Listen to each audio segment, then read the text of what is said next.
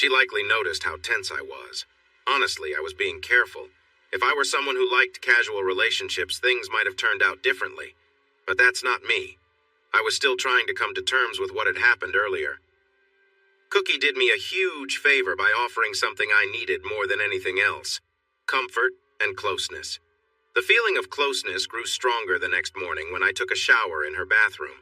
I've traveled a lot for work as a senior logistics manager. I know how to manage showers in different places, but Cookie's apartment was nothing like a hotel or an inn. She had an old bathtub that had been modified with a shower, and it was not very convenient. The bottom was sloped and slippery, making it tricky to stand safely. The shower curtain wrapped around the tub, and I had to be careful not to let it flap open, which would create a mess. I wasn't sure what any of the bottles were.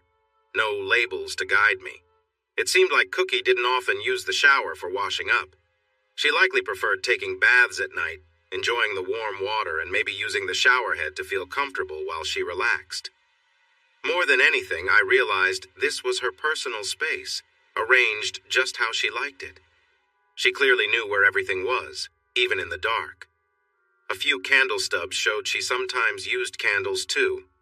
Being in her home, which was not meant for guests, felt just as intimate as being close to her while sleeping. When I went to work, I managed to focus for a bit. I blocked Steph's number and asked the front desk not to let her in, but she didn't try to come by. She was probably at school anyway. I can only guess what she talked about with her boss. I thought about what might happen after my phone call to Hal. Steph had left me countless messages, but I deleted them all. After all, she had walked away from me, so I felt okay not responding. Was that the right thing to do? Maybe not. Was it fair? Definitely. That evening, I kept my promise and took Cookie out for dinner.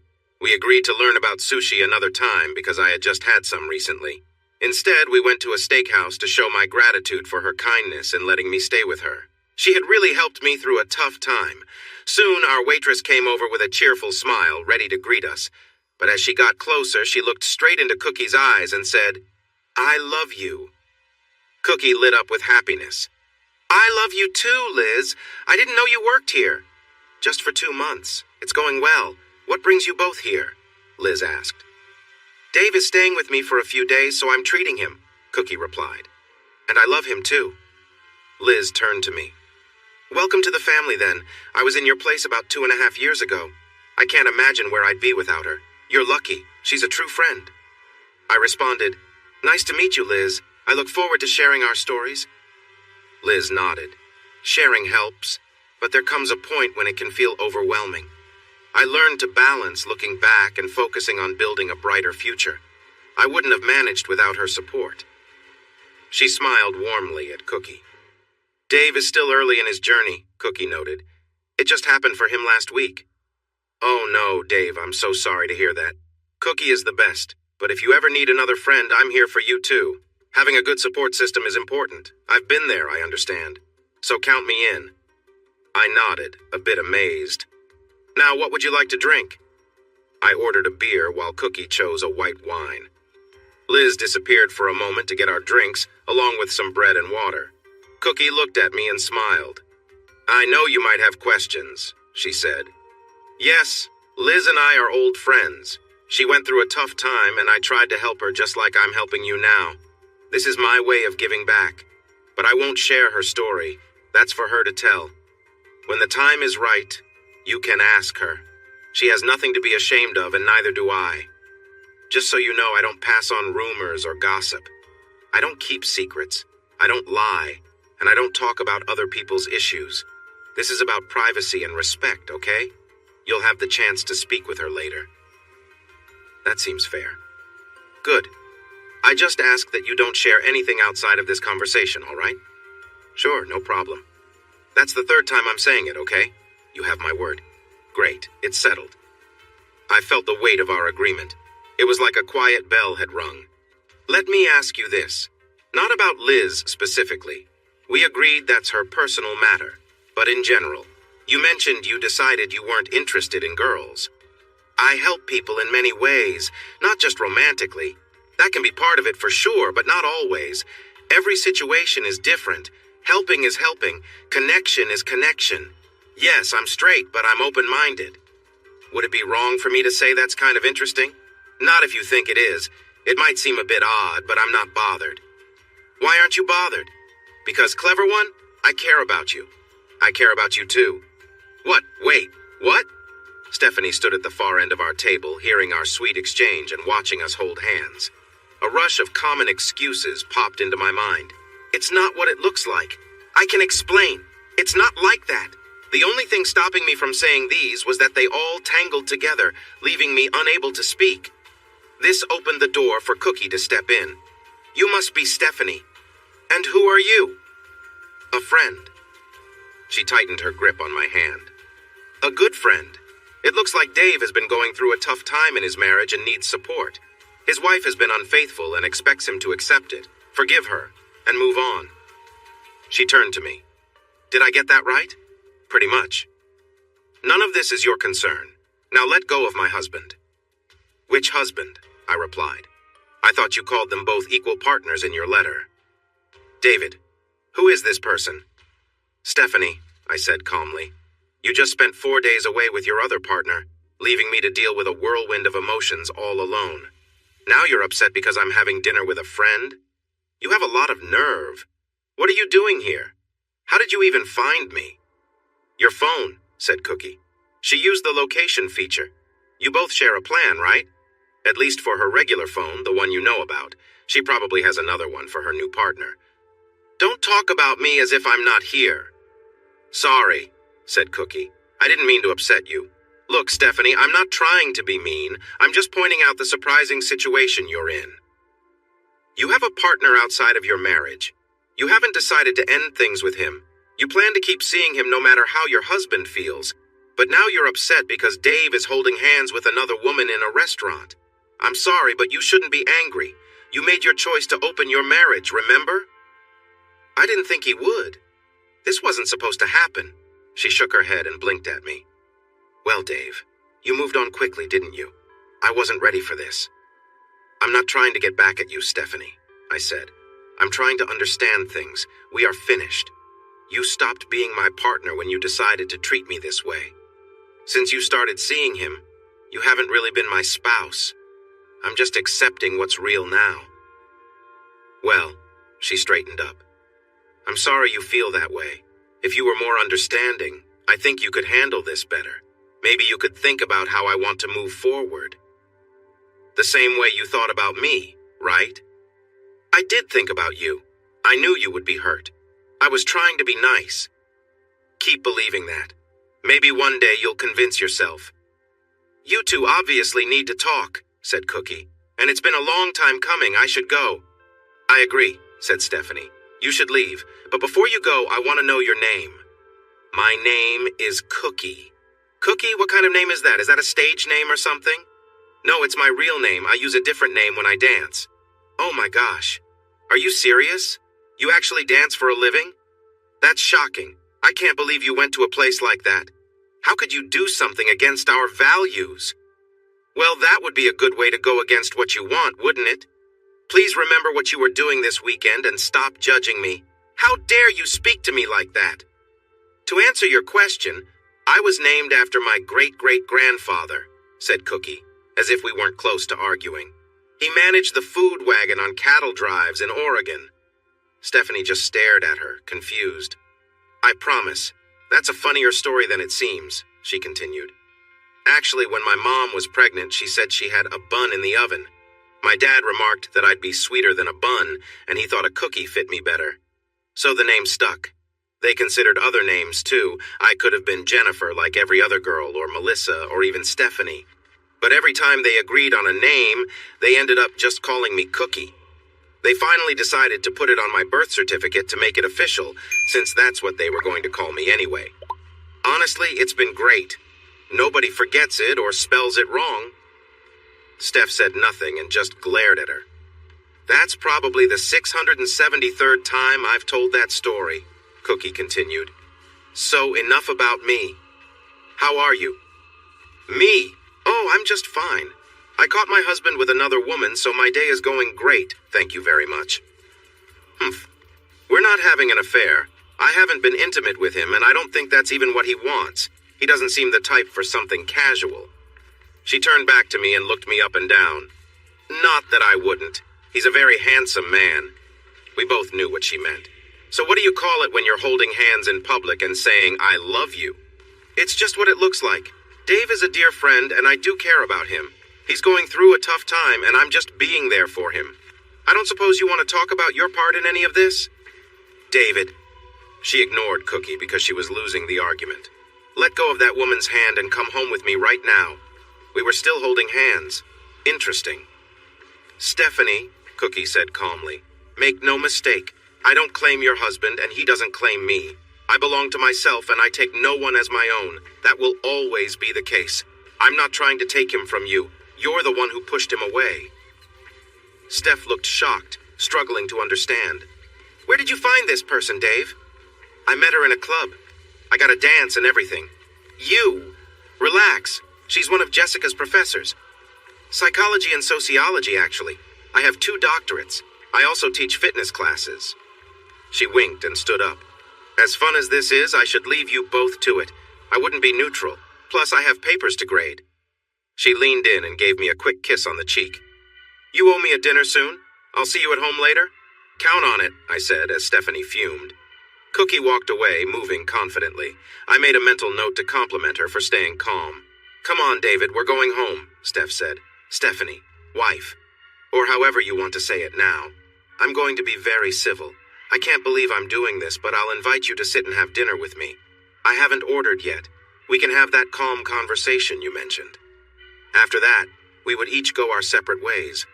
I was done with being told what to do or how things should be. If she didn't like it, she could just leave. Steph reluctantly took the seat across from me where Cookie had just been.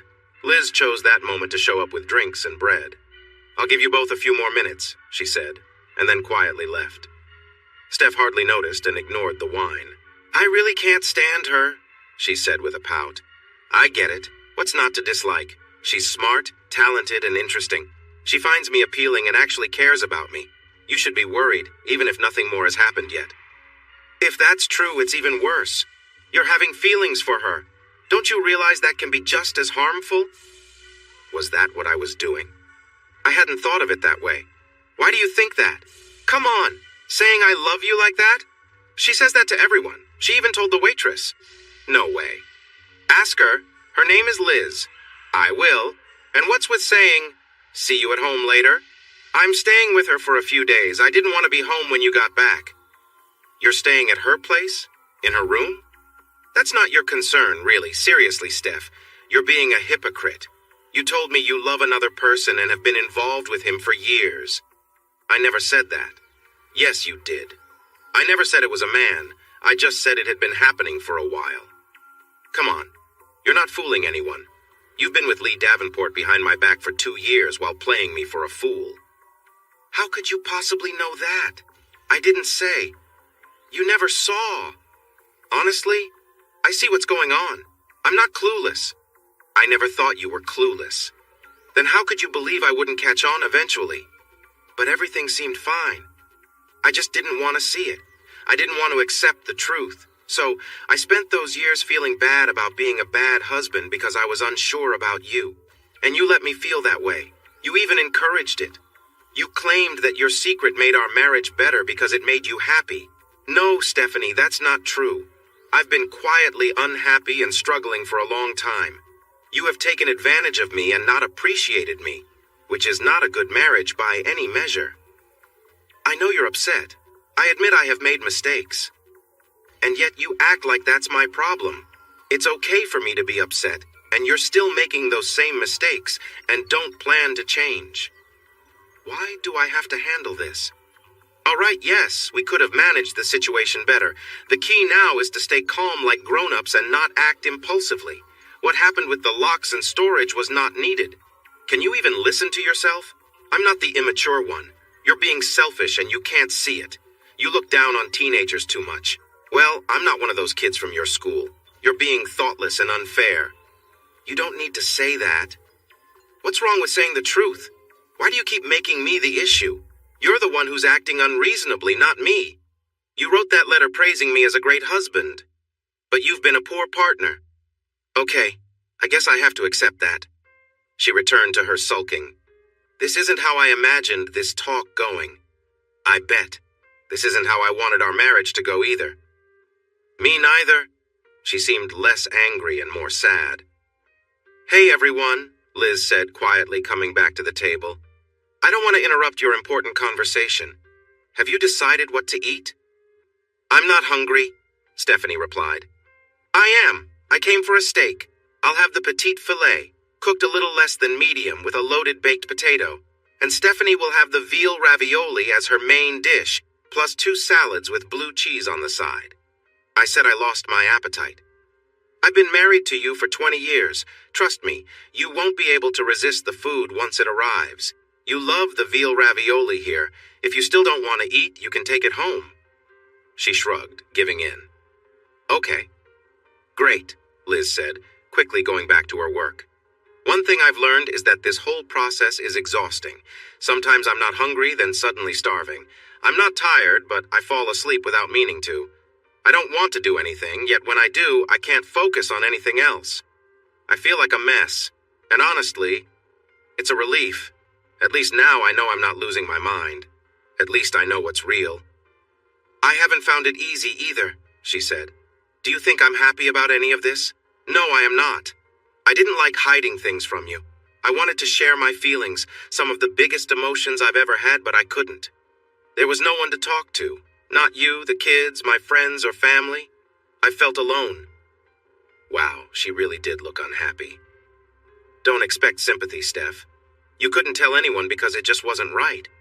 You've been acting in a shameful way, and deep down you know it, even if you don't feel any guilt about it. Your parents really influenced how you think. You seem to think shame is a terrible feeling, something that just holds you back. But that isn't true. Shame can remind us to be better people. It makes us feel bad when we do bad things. Do you know what they call people who never feel shame? They're called sociopaths. Those are people who don't have that feeling. You mean they lack empathy. Sociopaths don't feel empathy, not shame. You've got that mixed up. Well, I don't see much empathy coming from you either.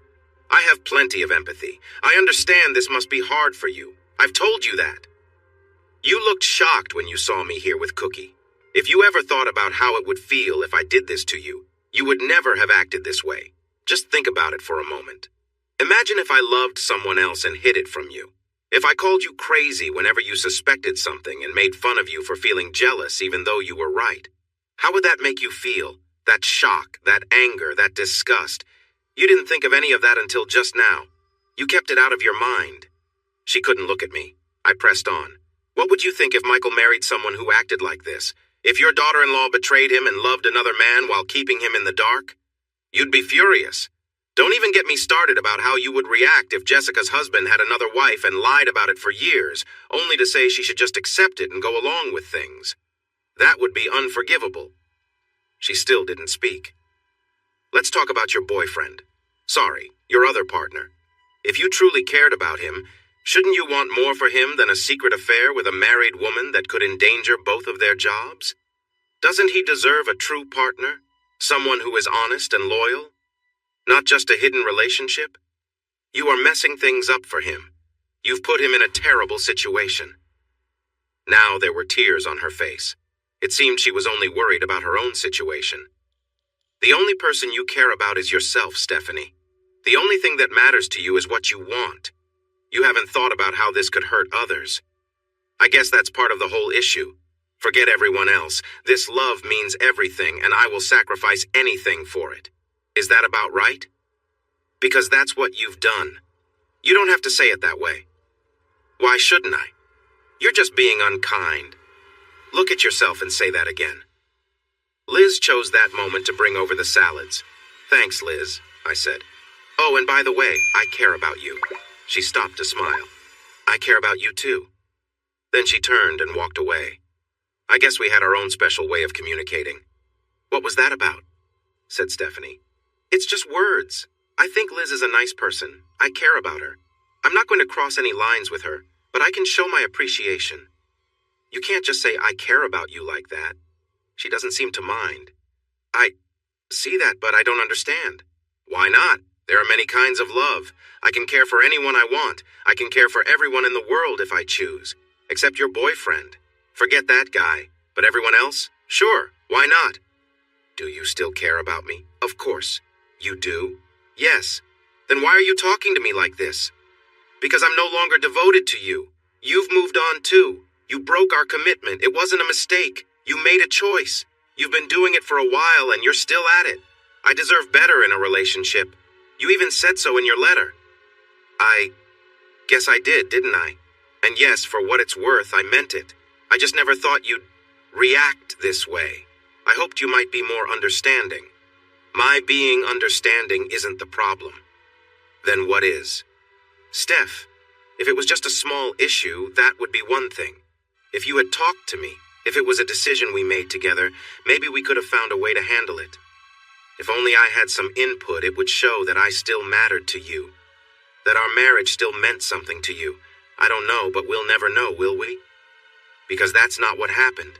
You decided to go against me without considering my feelings. I was just in the way. Being married became something you chose to overlook. Of course you matter. That's why I didn't tell you. You pushed me aside. You kept me in the dark for too long. You made me feel foolish. I was more than your partner. I was someone who cared deeply for you. You decided I didn't deserve to know what was happening in my own life. I'm sorry for what happened. I was hoping that, after everything we've been through together, you could forgive me. There's an old saying, it's easier to get forgiveness than permission. That doesn't make what you did right. It's still wrong to assume it would be okay in the end. Just because you can ask for forgiveness doesn't solve the issue. I understand that, but I did what I did. It can't be changed. Now, you can choose to forgive me, which would help you heal, or you can hold on to this anger for a long time, which would only hurt yourself. And thank you for giving me that choice.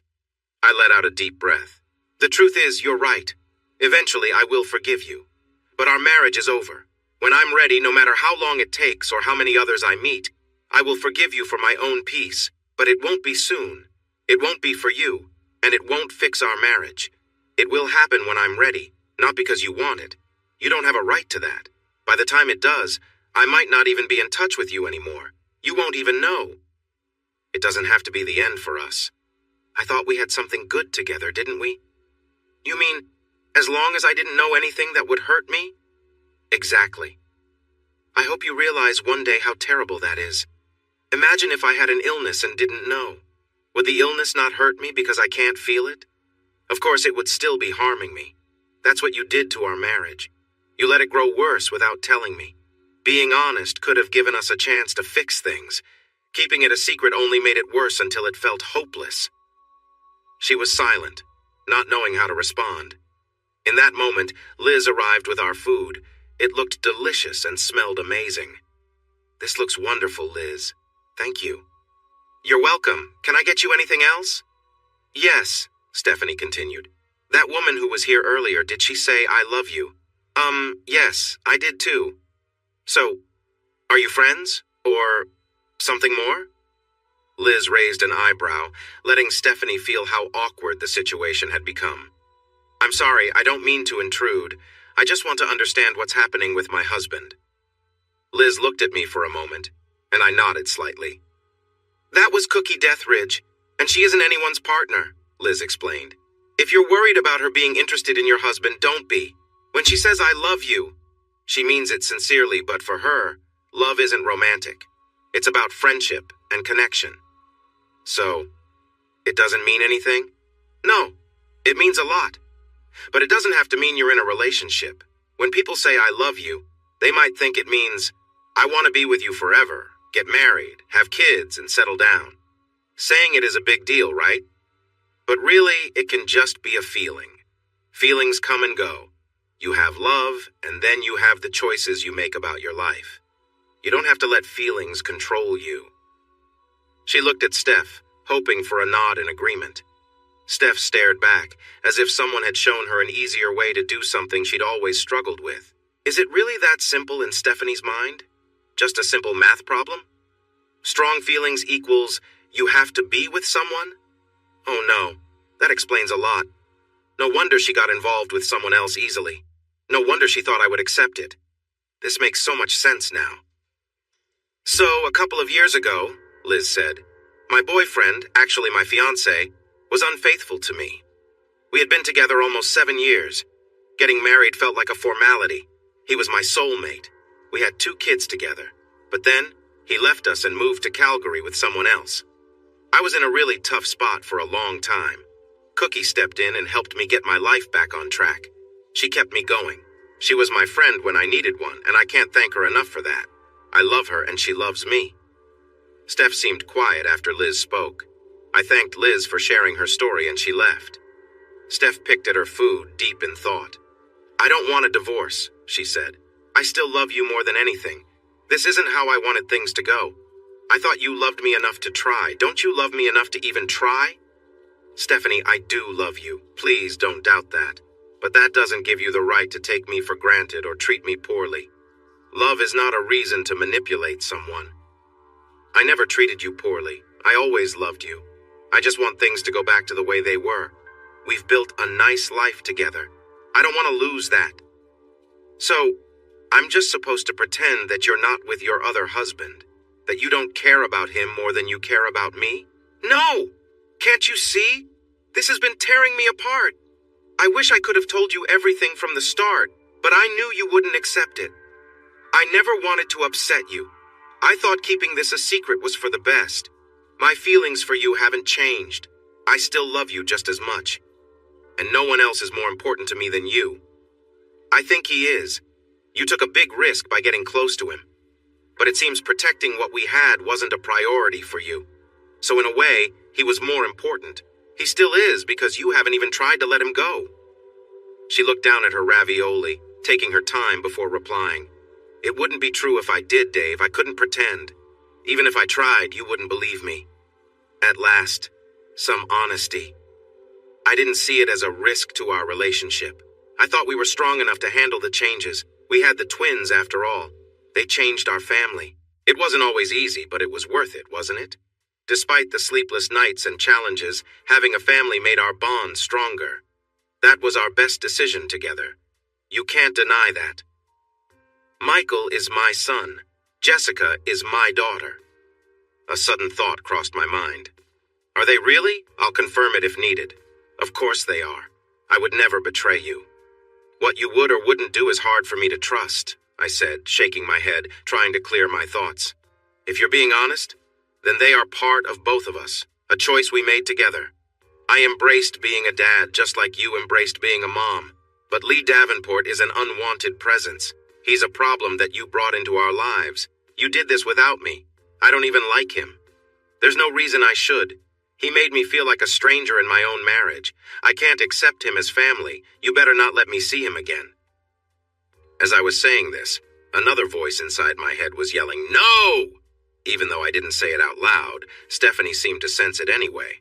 My steak was just the way I liked it, so I focused on that for a moment. We're still married, Stephanie said after finishing 3 of her ravioli. That doesn't just disappear. You can't just say it's over. I will fight for us. I'll insist on counseling. It would be a lot easier and cheaper if you accept that I'm still here and not going anywhere. You know what? That's a good idea. Let's go to counseling. I'll even arrange it. But things aren't going to unfold as you hope. If you think you can convince the counselor to join you and make me agree to your idea of a relationship with more than one person, you are mistaken. The sessions will focus on helping you understand your actions that led to the end of our marriage. That's not true. I don't want to end things. You do. Then let's get started. By the way, she said, it wasn't right to call Hal. What did you tell him? This isn't about my work. I didn't tell Hal much. I called to ask about the teachers' conference you mentioned to Jessica, the one that was never happening and that you weren't going to. He didn't have any information about it. Then I asked if he knew where you were. He thought you were home with me. He called me in at work and asked if everything was okay at home and if there was something I should tell him. He even pointed me to the employee's handbook. You didn't mention Lee, did you? I might have asked if he knew where Lee was, too. Seriously, you didn't need to do that. And you didn't need to get involved with him. It's not fair to bring others into this. Oh, that's rich. You're telling me not to involve others? How about you follow your own advice? Stop trying to shift the blame. This is on you, Stephanie. If you weren't ready for what might happen, you shouldn't have gone down this path. Plus, Hal isn't naive. He would have found out eventually if he didn't already suspect anything. I'm sure he heard the whispers. What whispers? Your students have been talking about you and him. It started when Jessica and Michael were in their junior year. Didn't you know? Stephanie looked shocked. No, that can't be right. Ask them. I don't even want to. She lowered her gaze. Why did you let the kids read the letter I left for you? That was meant for just us. Like our marriage? Please stop saying that. Just answer me. Okay. I let them read the letter because they deserve to know the truth. I didn't want you to make me the bad guy. You were planning to tell them some story about how we grew apart, and that Lee was just a supportive friend until you fell for him and married him next. I wanted them to hear the truth. I would never have done that to you. Of course you would have. That was your plan all along. No, I want to stay married. And still see him on the side. I know there's a way this could work. It has before. 2 years of deception and breaking my trust. 2 years of confusing my feelings. No. No way. Not with him. Not now. And definitely not without talking to me first. If you want an open marriage, we need to discuss it. If you want help, that should have happened before you started seeing someone else. Asking for forgiveness now isn't enough. I guess you're right, but it is what it is. We need to make this work. Wait, I just realized something. What? You still haven't apologized. I have. I said it in my letter. No, you said you were sorry that it happened and that I was hurt. But you didn't say you were sorry for being with him. You mentioned having no regrets and that you would regret it more if you didn't see him. No, Stephanie, you're not really sorry about the affair. You only regret how it turned out. She slumped back in her seat. And you haven't said anything about being sorry since you sat down. Yes, I have. I confessed I did something wrong. That's not the same as saying you regret it. That doesn't count as an apology. If I could go back in time, Dave, I would handle things differently. But you'd still do it. I would. She sat up straight, determined. But I would have made sure you knew it wasn't about you or our marriage. You're right. You deserve to talk about it. I didn't treat you with the respect you deserve, and I'm truly sorry for that. I really didn't mean to hurt you. Please believe that. You still don't regret doing it or that you're planning to continue. She fell silent. Her eyes said yes, but she couldn't bring herself to say it. Because love is never wrong, I said. It would be wrong to hide how you feel about him. She nodded, confirming my thoughts. And it would be wrong not to act on those feelings. That would go against true love. Yes. I took a moment to process it. Get out of here, Stephanie. Leave. I don't want to see you anymore. Now. Dave! Leave! She fidgeted, her hands moving nervously across the table. She got up from the booth and paused. I'm sorry, she said one last time, then walked away with tears in her eyes. I realized I had been gripping my knife. My knuckles were white from holding it so tightly. I dropped it and stared blankly ahead. Liz came over shortly after. I don't need to ask how that went, she said, looking at me with pity. About as well as I expected. Drink this slowly, she said, placing a small glass of a golden liquid in front of me. She didn't have a tray. She just carried it in her hand. Take a sip. Just sip it. Just let it melt away in your mouth. I brought the drink to my nose and took a breath. Bourbon. I looked at her with surprise. Angel's Envy served neat, she said with a friendly smile. On me. Enjoy it properly. If you rush it, I might have to stop you. I listened to her. I knew she wouldn't stop me. It was wonderful. I let the rich flavor linger in my mouth and a warm feeling spread through me. You really know your stuff, Liz. Most nights I'm the bartender. You learn to pick up on things. I'm really happy to have you on my team, especially tonight. I'd be glad to be on yours, too. I care about you. She smiled back. I care about you, too. I left her a generous tip. How did it go? Cookie asked when I got back to her place. It went okay. I raised my hands in a gesture of giving up. I agreed to go to counseling, not to fix things, just to talk everything out. I shook my head. I'm sorry our evening got interrupted. I still owe you a nice dinner. Did you eat? Yes, I did, just my usual. Hummus, olives, carrots, and cottage cheese. Shredded radish, waza crackers, and pita bread. It's better for me than a heavy meal. I would have had to work it off later anyway. She shrugged. But counseling is a good idea. You might learn something from it. About Stephanie, and maybe about yourself, too. Those sessions can reveal a lot. I hope so. One thing has already come to light. I sank into the love seat. What's that? She doesn't feel guilty at all. She's not sorry for what she did. She's only sorry I feel hurt about it. She's sorry things have turned out the way they did. She's sorry she's made a mess of things, but she isn't sorry for her actions. She's actually pretty stubborn about it. Cookie nodded as I spoke. I understand. Based on what you've told me, you're spot on. From her perspective, everything would be fine if you never found out about her infidelity. She's mistaken, of course. You'd be living a lie and she'd be taking advantage of you. But that seems to be where she is right now. She won't feel sorry if she doesn't think she did anything wrong. Love is never wrong. That's what she said, I replied, feeling frustrated as I processed it. And since she's in love, that means she believes she's in the right. It's maddening. It's not a terrible idea to say love is never wrong. But being not wrong doesn't mean it's the right thing to do. That's flawed thinking. It doesn't mean love is okay in every situation. It could be confusing. It could be inappropriate. It could be foolish or unhealthy. It could pose risks. There are many reasons why love might not be a good choice without it being outright wrong. Absolutely. And that's even if she truly loves this other person. Maybe she doesn't. Maybe she's just convincing herself that's true to justify her actions. Calling it love makes sense to her, I guess. People do a lot of wild things for love. It seems exciting to go against what's right and good. Being a bit rebellious feels brave. But this way of thinking can lead to problems in life. Like ours. Exactly. You've decided there isn't Ennis anymore, have you? That's right. I felt quiet. The thought that Steph might not regret her time with Shitweasel was sad and new to me. She still felt proud of herself. She enjoyed the adventure she had. She thought taking risks was brave. If she hadn't, she would have felt let down. Would she do it again with someone else in the future? Was the only way to have a happy marriage to be with someone no one else would want? That didn't seem right. Marriage only works if you choose each other, and that means making a choice. Being stuck with no options isn't what marriage is about. It's about choosing the same person every day, through good times and bad. Everyone could walk away at any moment, but they choose to stay. That's what makes it special.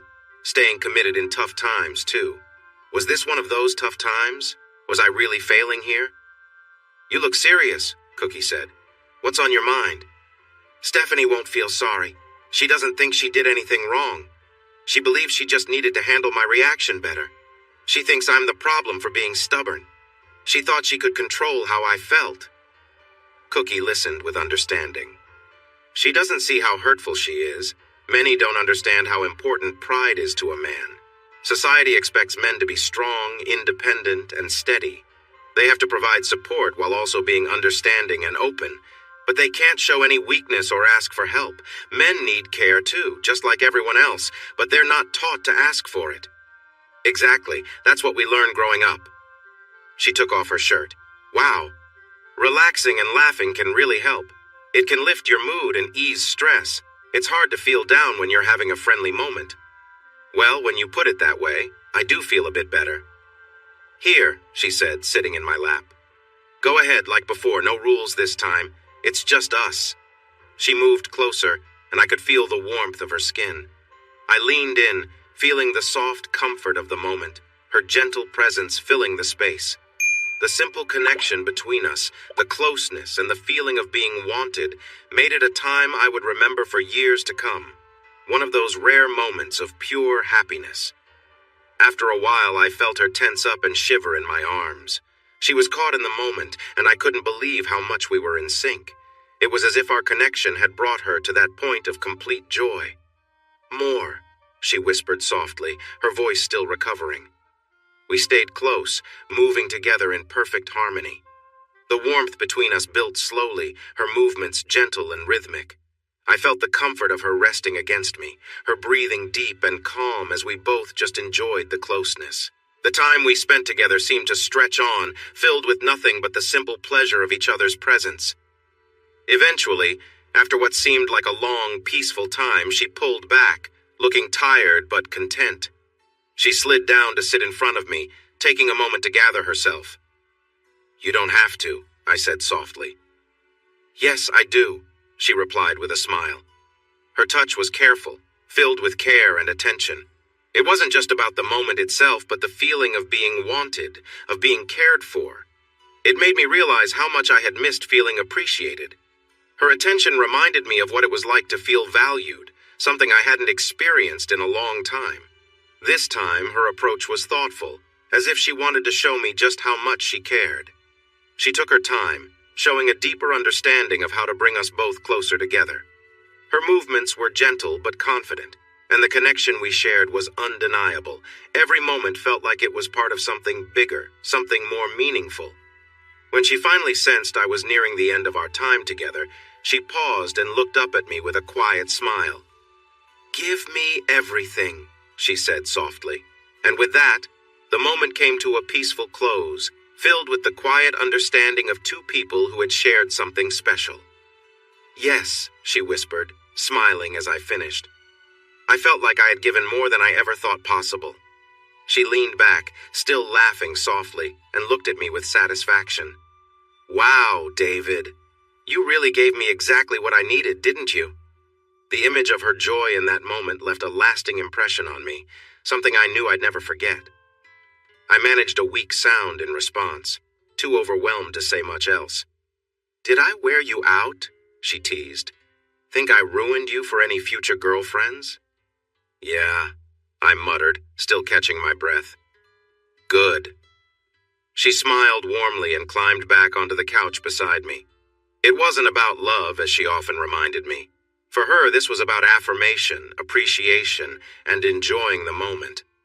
Somehow, at some point in the night, she must have helped me into bed because that's where I woke up. I was wrapped in the blankets and she was nestled next to me, equally comfortable. For people who weren't a couple, this was starting to feel pretty close to it. I woke up at my usual time and realized I had to get to work. Cookie stirred slightly, still half asleep. No need to get up yet. "I don't have class until 10, she mumbled. "Well, I do," I replied. "Too bad," she said with a sleepy grin. "Yeah." She opened her eyes and looked at me, a little more awake now. "Are you feeling better?" she asked. "I know last night had its ups and downs." "It started out good, then it got tough, but by the end, it was really something special." "Good. You deserve that." "I feel like I took more than I gave." "Don't think like that. It was exactly what we both needed," she reassured me. "Besides, you were incredible. I didn't even, give back. Don't worry about it. Honestly, I couldn't have handled more, even if you tried. I was already feeling pretty amazing the whole time." "Really? I had no idea." "Yeah," she smiled. "And just so you know, not all women can feel that kind of connection the way I do. But last night was special, and you were wonderful." "Seriously? Some of the best I've ever had." "Some of the best? Not the best ever?" I joked. She laughed and replied, "Only someone very sure of themselves would expect that answer." I couldn't help but laugh along with her. "You know, you really are something else," I said. She chuckled. "What can I say? You were right about me being a bit of a nerd. My first crush was Luke Skywalker when I was a kid." "Figures." "Seriously, though, you should feel proud of yourself. You're a great person, and you did something wonderful. Don't let anything or anyone make you feel less than that. You're quite the catch." I felt a bit better after hearing that. "Thanks," I said. "Oh, and speaking of which," she added, "can you meet me at 4 this afternoon?" "Yes, I think so.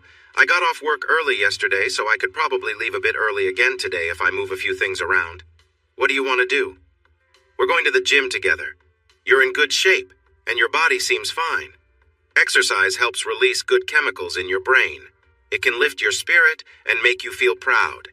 It's one of the best ways to feel better when you're down. More importantly, you should focus on taking care of yourself. That's way more important than just getting praise from others. Trust me, it works." "Oh, okay. I guess I need to go back to the house and find some workout clothes." "Yep." She noticed I said house instead of home. "And make sure to grab some shoes for running. They don't need to be fancy. You'll also need a small towel. A regular hand towel is fine. Don't worry, I'll go easy on you. The first time is mostly about getting used to it and waking up your body. We'll go to the university gym. I'll sign you in. Okay. Great. Go get ready. I'll make some coffee. She playfully gave me a little tap as I walked toward the bathroom. I felt on top of the world. Work was just work. I stopped by HR to let them know I was going to end my marriage and that I needed to change my payments and insurance. I also mentioned I might need some personal days to meet with lawyers and counselors. They were very professional but seemed a bit distant. For them, these situations were normal, but for me, it was a big deal. That felt very sad. As the saying goes, what's normal for the spider is chaos for the fly. I felt like that fly. I also looked up some marriage counselors and set an appointment. I thought about texting Steph about it. When I checked my phone, I saw many messages from her. I deleted all of them. I knew where I stood. I managed to leave work early again and slipped back to the house, hoping to be home before Steph arrived. That's when I noticed the storage pod.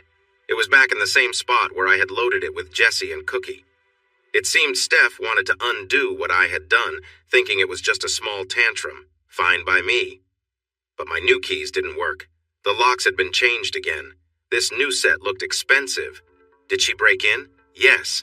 She must have broken a window by the back door and got it fixed, likely with the person who changed the locks.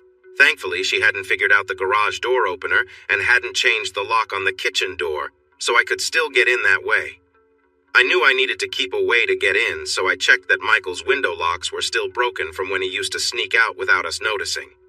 Most of Stephanie's things were back in place as she tried to fix the mess I'd caused. But she wasn't finished. She had been working by herself and was feeling down, so she couldn't do the work of 3 people in a single day. As I grabbed my things and a few extra items, I realized something I should have noticed earlier. Stephanie had a lot more belongings than I did. If I had packed my own things to move out, I could have done it alone in an hour or two. The space I used was shared with her. I had my half of the closet, some of the dresser, a chair in the living room, and a spot at the dining table for my work. Everything else belonged to Stephanie. I had just been living there quietly. Frustrated, I tossed most of my stuff into the car, and it all fit. I left the chair behind. As I drove to the gym, wearing an old t-shirt, gym shorts, and my only pair of sneakers, something else hit me. Our bed hadn't been slept in. Stephanie wasn't even using it. I wish I could say that my workout experience was good, that it was interesting and fun, making me feel excited for more. But it was just the opposite. I felt silly, clumsy, weak, sore, and older than I am. Cookie was nice and took it easy on me, but I could only try a few things with her, and I probably held her back from her own workout. It's tough at first, I understand, but it gets easier, I promise. How long until that happens? After you come a few times, it really improves.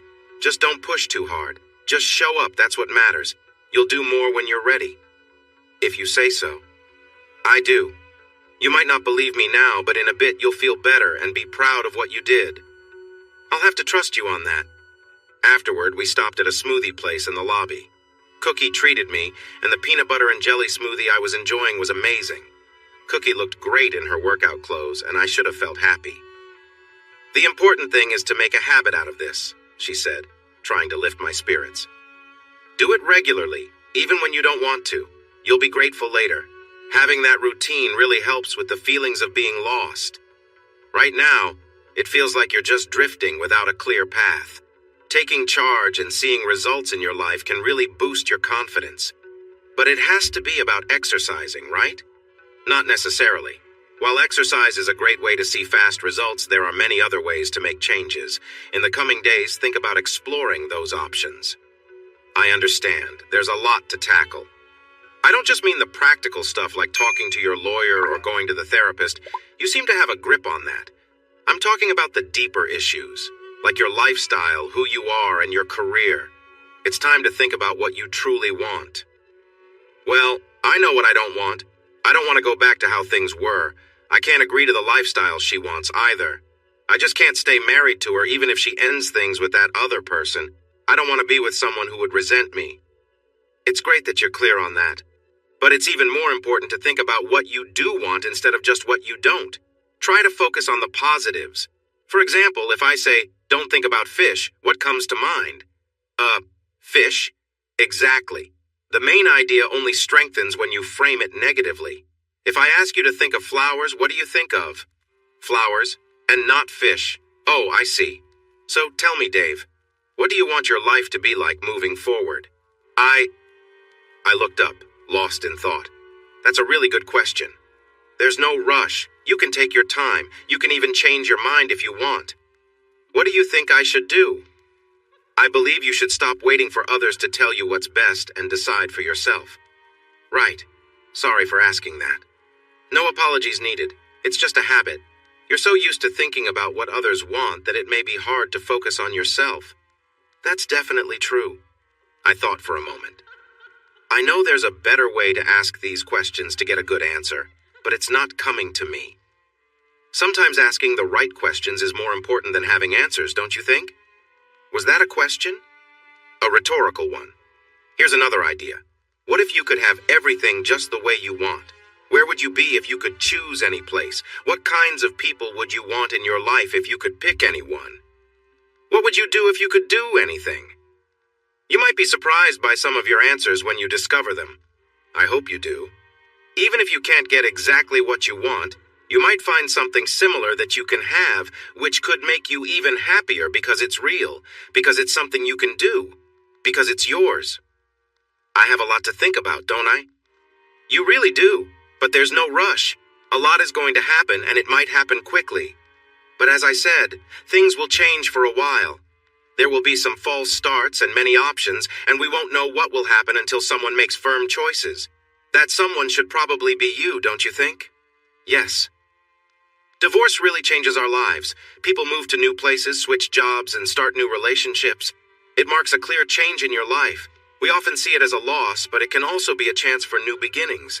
How often do we get to completely change ourselves, to try things we usually wouldn't, to leave old habits behind and truly become someone new, someone closer to who you always wanted to be?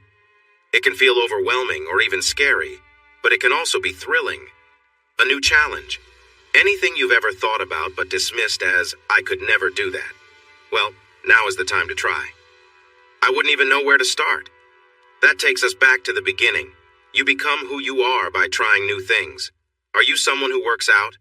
You become that by going to the gym. Are you a fisherman, a writer, a dancer, a gamer, a comedian, a hobbyist, a reader? None of those. It all starts with small steps, just like you begin anything else. First, you have to let yourself think it's possible. That's the tough part. Then you explore it. You spend time on it, you practice, you keep doing it, and soon you're doing it for real. If you keep at it, you get better. And if you stay good at it long enough, it becomes part of who you are, not just in your mind, but in your life. Something clicked. Cookie, I'm going to guess that you weren't a dancer before. What happened with Justin?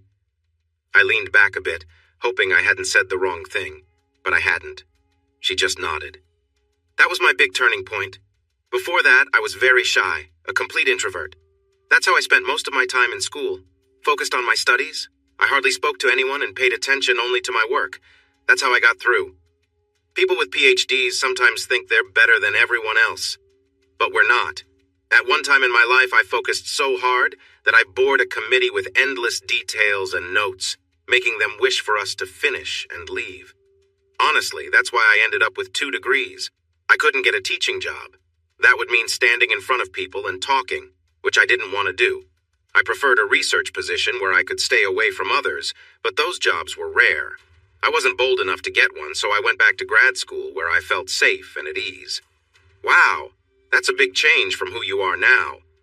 The person you see before you is the opposite of who I was back then. This woman and this life came from a strong desire for change. I transformed. You're brave. You're self-assured. You're strong. Only someone foolish has no fear, she said, suddenly serious. Courage is about facing it. She shook her head and smiled. Sorry, I got a bit intense. I used to be the quiet, shy person. Sometimes I still hear that person in my mind. But you're right. I chose to be this way. When I was in the hospital after my surgery, I knew I had to be a different person when I left. In a way, I felt like the old me had ended. The shy, nervous person I used to be was gone, replaced by someone bold and confident. I imagined myself as someone strong. The idea of becoming a performer was the craziest thing I could think of. I was so embarrassed the first time I stepped on stage. I'd never even shown myself in public in a swimsuit before. Are you serious? She raised her fist confidently. I promise it's true. That reminds me of something. Yes, from a movie, right? Good catch. It's a fun detail. Don't sell yourself short. You have a great mind capable of so much, including changing who I am. Especially that. Something she said caught my attention. You called me David, not Dave. Is that okay? Yes, that's fine. When Stephanie called me that, it usually meant I was in trouble. She only used it when she was upset. You seem to use it sincerely. Absolutely. Would you prefer I call you David from now on? No, it's fine. I'm fine with either. Sometimes people change their names when they want to start fresh, especially women. Have you ever thought about it? No, not really. Did you want to change yours? I thought about it, I really did. But I decided that being Cookie was a part of my old self I wanted to keep. She smiled a little and felt happy inside. That's good enough for me. From the song. That song is always in my head. It helps me feel strong. That's nice. Many things are nice, Dave. Even when everything seems hard, you can still find little things to enjoy. We finished our smoothies, so I got my car and followed Cookie back to her place. Finding parking was really hard, and I worried about leaving my things in the car. I picked up a bag of clean clothes and walked 4 blocks to Cookie's home. I'm sorry, I couldn't find a place to park. Yeah, parking is tough at this time of day. I put most of my things from the house in my car. I hope that's okay. Can I bring it in here? The moment I said it, I realized how silly that sounded. Her place was small and a bit messy. I can't really take in extra stuff right now. How much do you have and how long do you need to keep it here? I'm sorry. No, I get that. It's not a good idea. I'm sure it will be okay for tonight. I'll figure something out in the morning. She nodded. I know you don't want to be at home with Stephanie there, but we should find a better plan for you. Stephanie isn't at the house. She isn't? The bed hasn't been used. I think she's staying with her boyfriend. She keeps coming to the restaurant trying to take you home and she's not even there? Yeah, it doesn't add up, does it? Maybe she would be there with me if that worked out, I'm not sure. Okay. Well, I said you could stay here for a few days, and you're definitely welcome. But I can't really have you as a permanent roommate. If you have that big, empty house, I don't see why we both need to cramp up in this small space. Unless it's for fun, of course.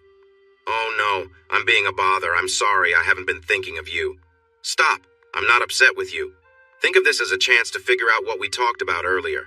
Where do you want to live? I don't know. Not at your house? Not really. You want your own place? Yeah, with room for the kids.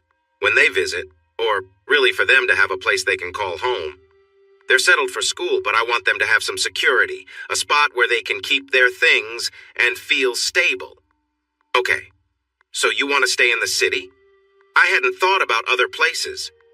Well, we are thinking about it now. Why are you here? What's keeping you here? What might make you want to move somewhere new? We had to stay close to the district for Stephanie's job. Well, I don't really need to anymore, I guess. I work for a large company with many offices around the world. I might get a better job if I moved to one of the busy port cities. I've spent most of the last 20 years telling myself that I couldn't do that. Do you want to? I'm not sure. It could be a fresh start. It would keep me away from Steph, but I feel like I'm getting too old for big changes. She looked at me with sharp eyes. Tell me again who's old. I'm sorry, I didn't mean to upset you. It's fine. I have friends much younger than me who act older than their age. There are challenges that come with age, sure, but it often depends on how you see things. Lots of younger people stress themselves out and end up in bad situations. I guess that's true. What you're feeling is what I call an automatic no. When we think about new options, we quickly try to shut them down. It's a way to protect ourselves. Our lives feel comfortable because we know them well. Even if we don't love our situations, they seem safe. New options can seem risky, so the automatic no kicks in. I encourage you to fight against that feeling, not because I want you to change your mind or move, but because I want you to know you can. Your life changed while you were avoiding it. You need to be able to adapt and take charge of your situation. So forget the automatic no. Exactly, it doesn't help you. Where do you want to live? I don't know. I felt uneasy. But probably not here. I need to explore my options and think them through. I know that sounds uncertain, but I'm in logistics and planning. I gather information, weigh the choices, and then decide, okay, that's good. And you're right. I've overstayed my welcome. I'll book a place for a longer stay tomorrow. I can get a corporate rate. This is your space, and I appreciate that. You've been very kind. You've been more than worth it. And you still owe me a nice dinner, and I still need to show you a good sushi meal. Plus, you will spend more time here, just not all at once with your stuff piled up like a traveler. She looked up and thought for a moment. And I think it's good for you to have some space. We might be getting too close. If we keep this up, you're going to develop feelings for me, and that's not what you need. I'm here to help with your divorce, not to become someone special. I'm your friend, and I want what's best for you, which includes getting your thoughts in order. You're right, as always. Is this from experience? It's an old story, Dave. A very old, very sad story. She cooked a nice fish with rice and vegetables, and we had 2 glasses of wine. It was simple and peaceful. We chatted about anything and everything, avoiding the more difficult parts of my situation. Or rather, our situation. Cookie seemed to think it was important for me to have a normal evening, something that didn't dwell on my troubles. After dinner, we moved to the love seat. As we sat down, I leaned in to kiss her, then slipped onto the floor in front of her. Really? She asked, sounding surprised. Dave, you don't have to. You've been so kind to me, Cookie. Please let me return the favor. She smiled softly. You're such a gentleman. She adjusted her seat a bit, getting more comfortable. Go ahead. I took my time, focusing on giving her comfort. I gently massaged her legs, starting at her ankles and working my way up, careful to let her relax. My hands moved with care, offering her a moment to unwind. I focused on each movement, making sure she felt at ease, teasing a little but always patient. She let out a small laugh. You're really dragging this out, she said, though there was a playful tone to her voice. Come on, stop teasing. I continued gently, being attentive to her reactions. I kept things calm and steady, letting her guide me with the signals she gave. It was all about keeping things light and letting her enjoy the moment, without rushing. I paid close attention, making sure she felt relaxed and cared for. After a while, she started to tense up, her breathing becoming more uneven, but I kept the same slow, comfortable pace, letting her enjoy the flow of the moment. When she finally reached that peaceful state, she pulled away slightly, curling up and breathing out slowly, looking completely at ease. Wow, she murmured, turning over on her side, clearly content. She trembled again, and I held her close, staying still, not moving or doing anything to overwhelm her. I just let her feel my presence, letting her know I was there. After a moment, she pulled me closer, wanting to be held. I moved in behind her, our bodies fitting together comfortably. I kept my hand resting on her, not pushing or doing anything more, just letting her know I was still there as she relaxed into me. My other arm wrapped around her, and she gently guided my hand to her chest. I squeezed her softly, remembering how she liked it, and she let out a small sound, her body shaking slightly from the after effects. I held her tight. I thought to myself, this woman is unstoppable. Once she's in motion, she just keeps going. Realizing she probably wasn't done, I gently cradled her in my arms before shifting down again, taking my time to give her the care she needed. I stayed focused on making sure she felt calm and cared for, keeping a steady rhythm that let her stay in the moment. As we continued, I noticed her body reacting, and I adjusted my touch to keep her relaxed and comfortable. I paid attention to her movements and let her guide me, keeping the connection light and steady. After a while, I could tell she was getting close to her limit. She trembled again, her breath coming in quick gasps. Then she pushed me away gently, her body shaking from the intensity of the moment. No more, no more, she gasped, clearly overwhelmed. I quickly adjusted, making sure she was comfortable and didn't fall. Sorry, she murmured, still catching her breath. I moved back onto the love seat and pulled her close again. She clung to me, still trembling slightly, holding on tightly. We stayed like that for a long while, just quietly being there for each other. Finally, she spoke. God, Stephanie is such an idiot. I can't believe how clueless she is. Thanks. You have no idea. Oh my God, you really know what you're doing. That was incredible. High praise indeed. You earned it. Wow, Dave, I wasn't expecting that. Really impressive. You're being too kind. Not at all. I'm a bit selfish sometimes. How are you feeling? She glanced at me with concern. I smiled. Actually, I'm doing fine, I said, surprising even myself. Really? She turned to face me, her eyes searching mine.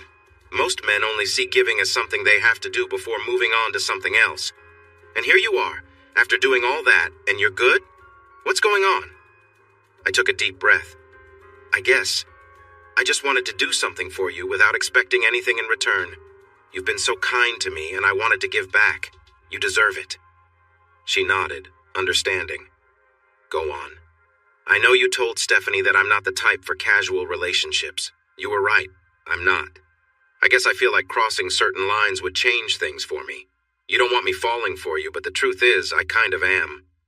Boundaries are important, she said gently. And so is communication. I respect that, and I get where you're coming from. You're right. She paused, then added, but you know, it's also healthy to let go sometimes. I don't want to leave things unfinished here, not after everything we've shared tonight. She smiled warmly, her way of showing she understood. We'll keep things where they are, but let me help you out as a friend. She gently leaned into me, but before anything went further, I felt my body respond, and I couldn't hold back. The moment washed over me, and I felt a sense of release and relief, far more emotional than anything else. That's it, she said softly. Just let go. You deserve this. We both took a moment to breathe. She wiped her hands with a corner of the quilt and snuggled close to me. That was lovely, David. And look, we've still kept things respectful. We stayed within our boundaries, she said with a playful giggle. You said but, I teased, and we both burst out laughing, enjoying the lightness of the moment. Soon we were laughing so hard that the seriousness of the night seemed to fade, replaced by a shared connection and a bit of silly humor. I pulled my shirt up, making it look like my head was stuck in the neck hole, and raised my arms like a football goalpost. I am the Great Cornholio. Stop! She laughed so hard it was hard for her to breathe. I'm the one who needs the special paper. She got to her feet and headed to her small bathroom. Stay there. I heard the water running and then the toilet flush. When she came back, she had 2 warm washcloths. One was soapy. She gently cleaned me up and then stood, taking my hands to help me up. Can you grab that quilt? I'm taking it to the laundromat tomorrow. You don't have laundry here? My machine is too small for it. Just leave it by the door. These too. She tossed the washcloths onto the wet quilt. Then come to the bedroom. She gave me a quick kiss and went off. All right then. She was curled up under her sheets, looking cozy and inviting. I snuggled in close to her, feeling worn out. I like that you can be silly. Oh, you have no idea, she stretched. I'm guessing Stephanie wasn't silly. Not at all. She was serious about everything. And when we got intimate, it was like she changed completely. Her voice, her stance, everything felt so different. You couldn't have a regular talk with her. She had her own script, and that was it. Yeah, that happens a lot. She was acting for show. Not everyone is like that. You don't act like that. You don't either. I've learned to blend my feelings with who I am. Before, I kept them separate and felt distant. Now I show my true self always. It feels much better. You can really do that? Just change for yourself? Anyone can if they really want to. She pressed closer to me. You're a great guy, Dave. Don't forget that. It's not just me saying it. Many people would agree, especially women. You're attractive, mature, secure in life, and you're kind and thoughtful. You'll do well. Aha. She was setting some boundaries. But not with you. Oh, you're doing really well with me. You're doing better than most. It's just that there's no further to go. You like being married, right? Not just to Stephanie, but being a married man. You enjoy the stability and the identity it gives you. Well, yes, that's true, I guess. My marriage hasn't gone well. It was never what I thought it was. But I have to admit I was very comfortable with my idea of it, maybe too comfortable. These last few years have felt like a lie. The stability I thought I had was just a trick. My situation wasn't real.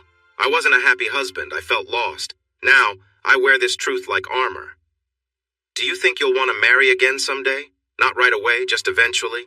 And not to me, just to someone else? I guess so, when I'm ready. But it might take some time. I need to deal with my feelings and learn to trust again. I haven't really faced that yet. People who go through a divorce usually either marry quickly again or take a long time. I think you'll be in the second group. You won't need to fix everything, just most of it. It's okay if some things still hurt. You moved on from yours. That's nice of you to say. But I haven't really... Is it because you vowed never to date again? Not just that. I don't think anyone could truly move on from what I experienced.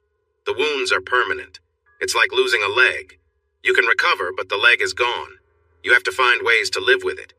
You might have a good life, but you'll always feel that loss. Sometimes it still hurts. I didn't know how to respond. It's not that I don't trust people, Dave. I trust some people, and I do trust you. I know you wouldn't treat me like he did, but I never thought he would either. Domestic violence affects many women every year. Someone, somewhere, is harmed every few minutes. I almost became one of them. My escape came from a dark choice. I hurt someone I cared about. I did it with anger, so yes. I promised myself I wouldn't let that happen to me again. I won't put myself in that position no matter what. I keep my promises. Her voice was firm. You keep your promises, I repeated. Every time.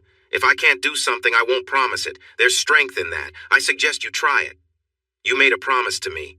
Yes, I did. I promised to help you, to support you, to guide you through your tough times. You really meant it.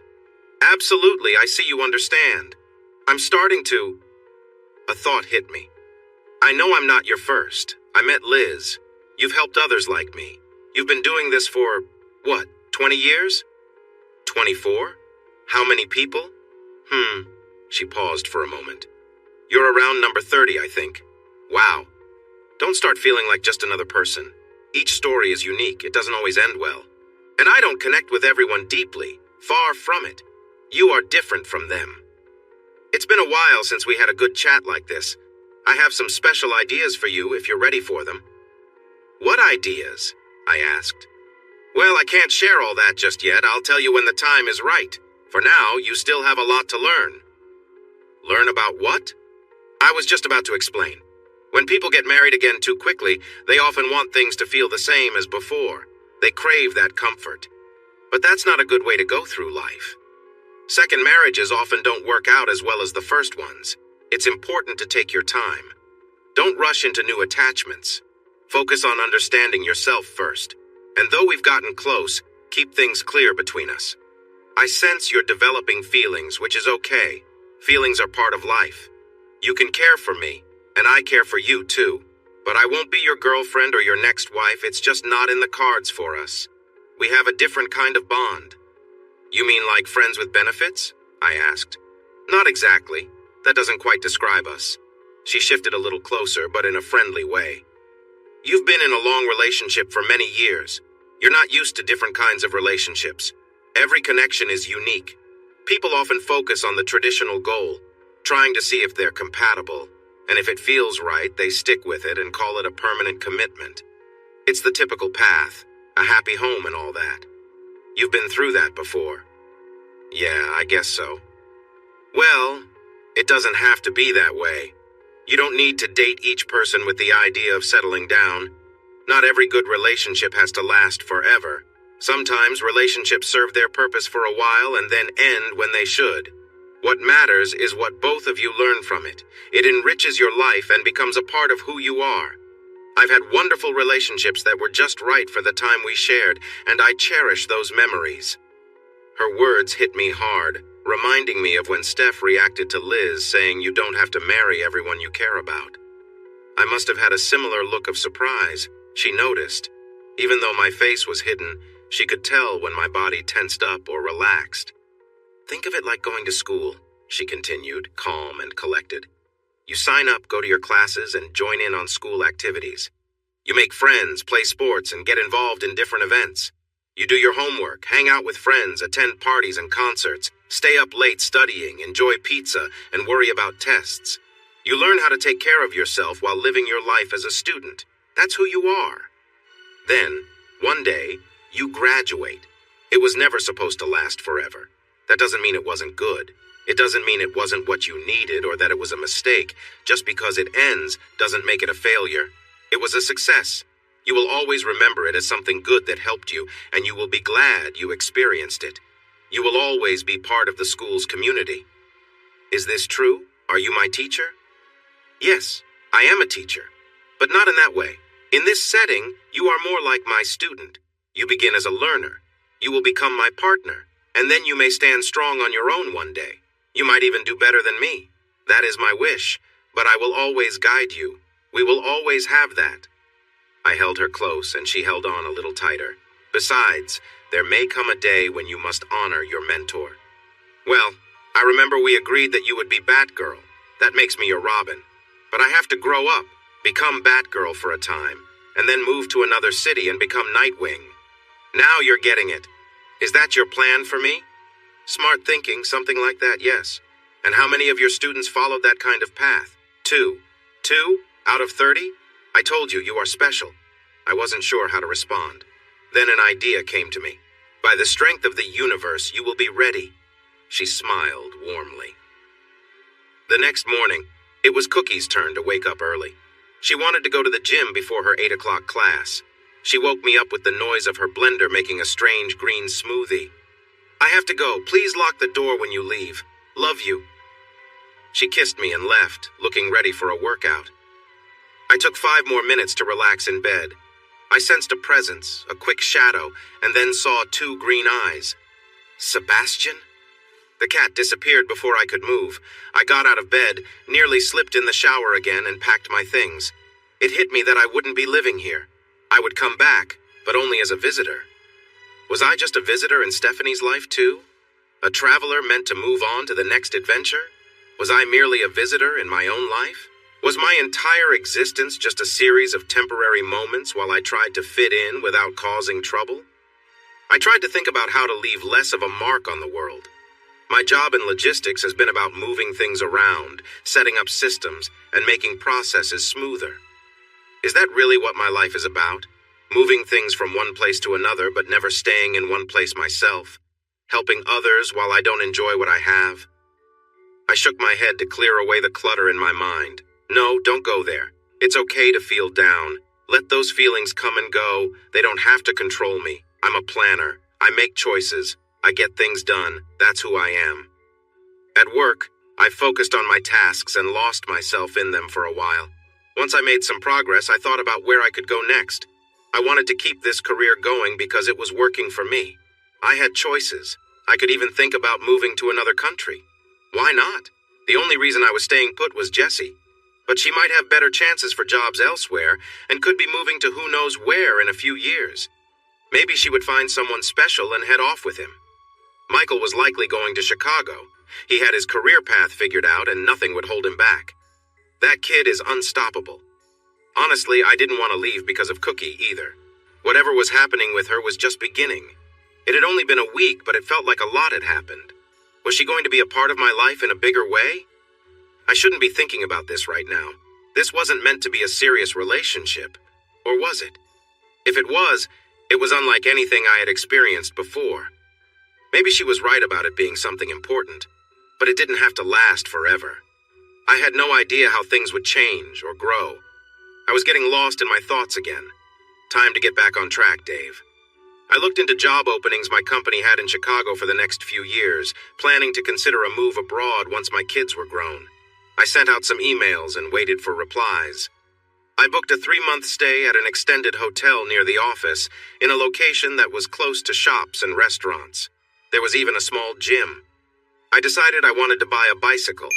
In the long run, should I get a house or an apartment? Maybe a condo? I wanted enough space for the kids to have their own rooms. I didn't want them to be just guests in my home. I wanted them to feel at home.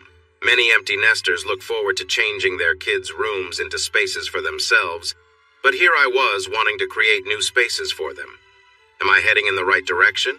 Maybe I just need a cozy place for myself. I worked hard all day, focusing on real estate. I got some emails about a move to Chicago, and it looked promising. After my workday, I headed to my new place and unloaded my car. It went quickly. I checked my phone and saw that Stephanie had been reaching out again, but I ignored her. I deleted her messages and sent her one about the marriage counselor appointment I set up for Wednesday. She replied with a bunch of messages that I didn't read. This was the first night in 3 days that I wasn't with Cookie. This past week I had spent more time with her than I had with Stephanie in a long time. We talked and connected in ways that made me feel cared for, just being close to someone. It felt wrong. I realized that I had developed a strong bond with Cookie. Then I thought about what Stephanie might have been doing with another person. It made me uneasy. She hadn't been investing in our relationship. It made sense that things had felt distant between us. Was it my fault? Had I done enough to support her? I remembered hearing that to fix a situation, you need to accept your role in it. I wondered what I could have done differently. Did she feel taken for granted? Had I been distant? I didn't think so. The first thing in her letter said I was a good husband and that this was not about me. But was that true? I wanted to believe it. She wasn't shy about telling me when things bothered her, but she hadn't shared any problems until now. Just then, my phone rang. It was Cookie. Hey, Dave. Hi, Cookie. Ooh, you don't sound happy. Are you feeling down again? Yeah, I guess so. Thinking a lot. That's normal. But try not to let it take over your night, all right? Okay. I wanted to see how you were and let you know I'm working at the club tonight. I'll be dancing on Thursdays and Fridays this semester. It fits my schedule better. Weren't you up early today? Yeah, it's a long day, but I have a longer break in the afternoon for a quick nap.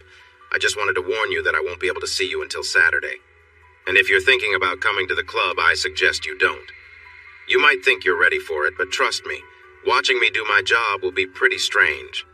I don't want you to feel uncomfortable. I guess I understand. I thought you weren't working at the club anymore. Why did you think that? Jessica said her friends were looking for you. Ah, Jerome tells the college kids that I'm not around. I sometimes switch between 4 spots in town to stay under the radar and use different names. It doesn't happen too often, but I get recognized sometimes. College guys usually don't spend much money at these places. Plus, they have other ways to meet people. That's true, I wasn't so lucky when I was in college. You just needed a bit more confidence. You're a catch, really. Thanks. By the way, when you dance, do you always choose a name that starts with a C? I do. Why? I was just curious. The guy at the booth called you C. Jerry has known me for a long time. He said I was lucky to be one of your special cases. He meant it's unfortunate what happened, but that I was in good hands. He's a nice guy. Is he one of your special cases, too? No. He's married to a wonderful man named Daniel. They've been together for nearly 20 years. Really? I wouldn't have guessed. Why? Because he doesn't act flamboyant? He's really protective of the dancers and good at understanding the clients. Sounds like he does a great job. He really does. Anyway, I need to head out now. I wanted to check in. Did you settle into the long-stay hotel okay? Yes, I'm there now. Great. And remember, you owe me a real dinner date. Can we do it Saturday? Sure, Saturday works. Where do you want to go? Surprise me, just ensure there are healthy choices. Ruth's Chris sounded nice, but their food is a bit too rich for me. Got it. Wear something nice but casual. Sounds good. We both have some decisions to make then. Right. All right. Have a good night. Don't dwell on things for more than, say, 45 minutes, okay? Then shake it off and do something fun for yourself, but don't get too wild. You'll thank me later. Okay. Promise me. Twice. All right.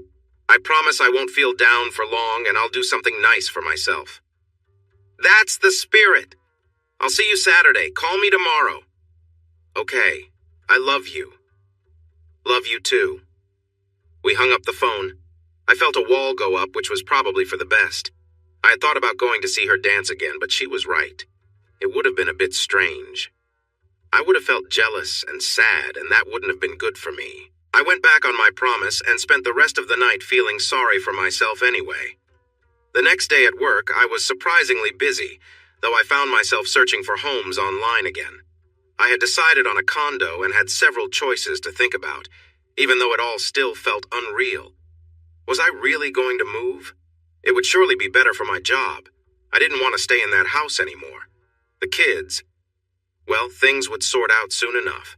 I didn't think either of them would be living there full time again. It really wasn't home anymore. It was just that house. That thought was finally starting to sink in. Also, my first meeting with a divorce lawyer was set for 2 o'clock that afternoon. I made sure to gather all the paperwork they needed and arrived on time. As I walked in, I felt a strange heaviness in my stomach, but I was determined to go through with it. My lawyer was a woman named Alicia Swanson. I had heard that men often do better in these situations with female lawyers, while women do better with male lawyers. I wasn't sure if that was true. I showed her my financial documents and the letter from Stephanie. Wow, this is not good, she said. You know this is a no-fault state. It doesn't matter why the marriage is ending, still this doesn't look good for her. It wasn't smart of her to leave this in writing. It could help us get a fair deal. What are you aiming for? I just want it to be over. A fair division. We'll sell the house. There's a lot of value in it. The kids are 19 now, so custody and support aren't a concern, right? That's correct, but you'll still need to help with their tuition, since you signed for their loans. The divorce doesn't change that. Any support you want to give them for their living needs can go directly to them or into a trust for them. It doesn't have to go through Stephanie. She frowned.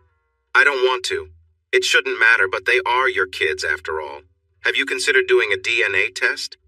I've thought about it. Steph said she wouldn't do that to me, and I was harsh with her when she mentioned it. I haven't done a DNA test, but if I did, they are still my kids no matter what. I love them more than anything. I've been their father their entire lives, and anything else doesn't change our relationship. That's a good way to look at it. Let's keep that option in mind just in case things get difficult. I know you don't want to fight, and I hope it doesn't come to that. Still, I'm here to support you and want to be ready for anything. Even the simple act of doing the testing would seem like a big screw you to your ex. I won't lie. I'm hurt.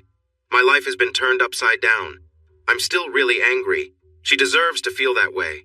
But I want to be calm and fair. At least at first. At least on paper. I want to keep alimony low. I understand. With your income differences and how long you were married, alimony is likely. If she marries someone else, that could end it completely. The letter she wrote might help reduce it too, especially with that note about equal partners.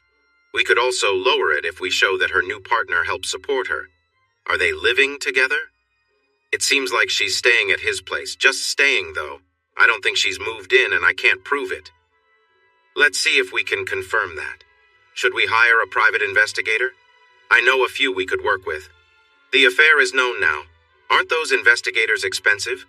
Would it really save that much in alimony? She shrugged. It's a trade-off. If you wanted to enforce a prenup or take legal action for hurt feelings, then yes, it would be worth it. But for a possible small reduction in alimony?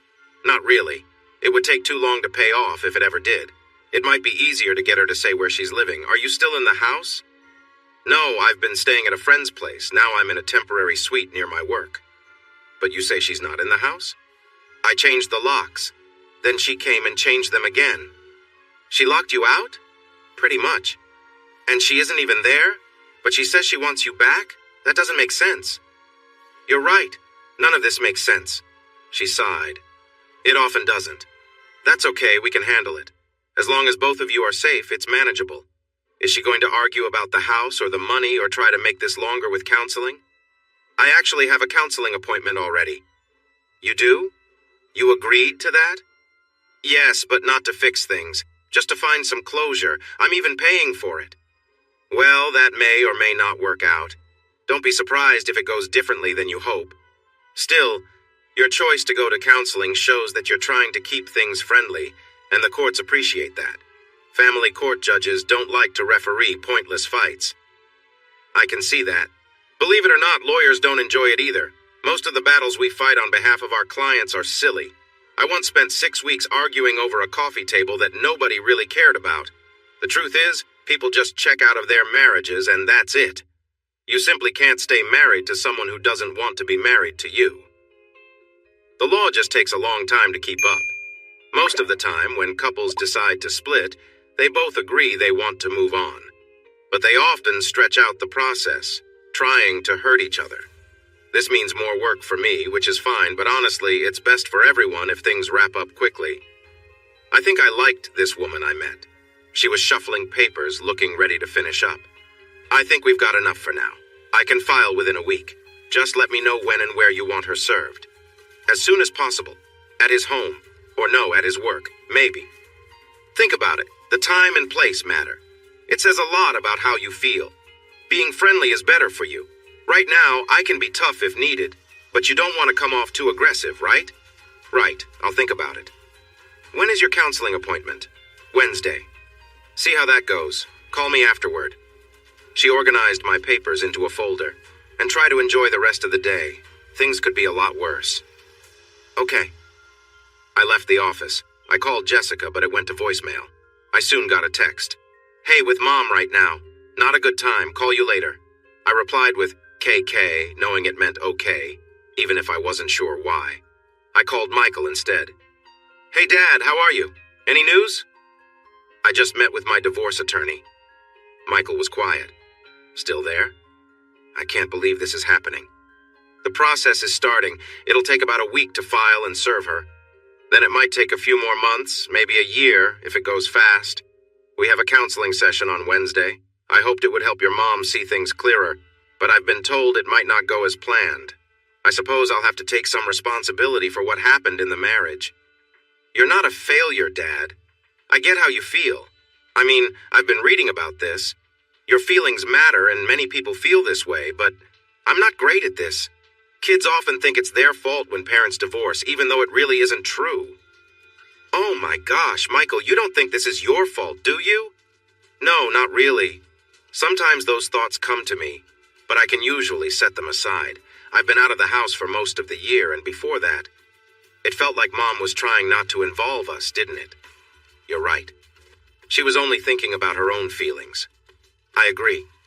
Look, I don't want to talk poorly about your mother. She's still your mom, and that will never change. I don't want to cause any trouble between you and her, okay? You won't. I'm not happy about it, but I'll think what I think anyway. I just hope the girl I marry won't treat me like that one day. I want to say she won't, but it's hard to know. I just hope you have better luck than I did. Maybe this whole marriage thing isn't as great as people say, huh? Don't say that. You know, I've been reading some things. People my age aren't getting married or having kids as much as before. Millennials took their time, and you guys were slower than the boomers, too. Younger folks seem to be looking at everything differently. Maybe there's a reason for that. Maybe. You know what? What? I'm really glad I have such smart kids. Happy to help. Just a moment. He might have been checking his phone. Jessica is calling me. She's with her mom. Better take it. I'll call you back. Bye. Love you, Dad. After 45 minutes. Dad? Hey, Michael. Jessica's been feeling pretty down. She was mostly crying. Oh no, is she okay? I should call her. No, I'll go see her. I'm here, Dad, she said. Michael added you in. Oh. Hi, sweetie. I'm okay now. I feel better. What happened with your mom? It was really bad. She spent the whole time trying to convince me to accept Mr. Davenport as part of our family, like he could be a stepdad or something with him as her second husband. Wait, what? I think she's not thinking clearly. I told her it was a crazy idea and that you would never accept it, and neither would I. But it was like talking to a wall. She has this strange fantasy and won't let go. Really? That woman thinks she can just bring Lee Davenport into our family? Yes, that's what she said. Not a chance. Jessie started crying again. Daddy, I don't understand how she can do this to you, to us. What's wrong with her? She's just... Breathe, Jessie, take it easy. Yeah, little sister, we've talked about this. She kept crying for a bit. Jessie, I'm coming to get you. No, you don't have to. Yes, I do. I can't leave you feeling like this. Let me take care of you, please. She stayed quiet. For me, let your dad do this for you. You're a really good dad, she said. The best, Michael added. I'm leaving now. I'll be at the public spot near my dorm. Text me when you're about 5 minutes away. Okay. I love you, Daddy. I love you too, Jessie. And you too, Michael. Love you too. Take care of my little sister, Dad. I will. We hung up. I sent the text. Jessie got into my car with a gym bag. She must not have been planning to spend the night at her dorm. I took her out to dinner, but she could only eat soup. We hardly talked. Afterward, we went back to my place and sat on the couch. My strong and bright 19-year-old daughter seemed so much younger then, almost like a child. I held her close and we both just breathed together. Sometimes just being there matters. Jessie slept on the pull-out couch and I took her to breakfast before returning her to campus. It was Saturday, so we didn't have any plans. Breakfast turned into brunch, and I also had a long phone call with Michael. I dropped Jessie off and checked my email. My move to Chicago was almost set. I could be there in 6 weeks, and the company would cover the moving costs. I found 2 condominiums I liked and sent the details to Michael to get his opinion. Maybe in a few years we'd be roommates. I tackled my laundry, which had built up over the week, but it felt lighter than usual. I couldn't remember the last time I did laundry just for me. Before, I had always done it with Stephanie and the kids. While the laundry was going, I updated Cookie about our plans for a dinner at a tapas restaurant we hadn't tried before. Stephanie kept leaving messages, but I chose to ignore them. After what she put Jessica through, I wasn't interested in her drama. When I met Cookie at the restaurant, she kissed my cheek as we sat down. "So, how is the extended stay?" she asked. "It's all right. It's not busy," I replied. "Sorry, I always want you to feel welcome in my home, but I know there's really only room for me long term." "True, and at least I won't slip in your shower," I joked. "You really should get a non-slip mat." "I have one. It's rolled up in a stand between the wall and the corner of the tub." "You do? I didn't see it." "Really? You're lucky you didn't fall. You should have mentioned it was there." "I didn't think about it. I usually shower at the gym. I only use that tub for relaxing." "Oh, I had a feeling about that. There are so many things we overlook, like the shower mat and other deeper issues. It hit me that the world is full of things we don't see that could catch us off guard." Cookie noticed I was feeling down, as always. I thought about changing the subject and asking her about her last 2 nights dancing. But I knew the answer would be, what happens at the club stays at the club. I wondered if she was involved in something I really didn't want to know about, and I hoped she couldn't read my thoughts. "Dave, you seem far away." Sorry, I guess I am. I have a lot on my mind." "Stephanie?" "Yeah, and you. You were right to tell me not to go to the club. I don't think it would have made me feel better. It would have been hard. And I'm going to Chicago. I've made up my mind. But am I running towards something new, or am I just trying to escape? I really don't understand myself these days. I have no idea what lies ahead. I don't know what I might be missing. Even with everything I've done, I don't feel like I control any of it." She nodded. "Because you've been through a lot." "Yeah. Well, we can't always control what happens to us. Most of the time, we can't. But there's a lesson you haven't really grasped yet. I've told you before, but it didn't stick. When you understand it, you'll really understand. Until then, it's just talk.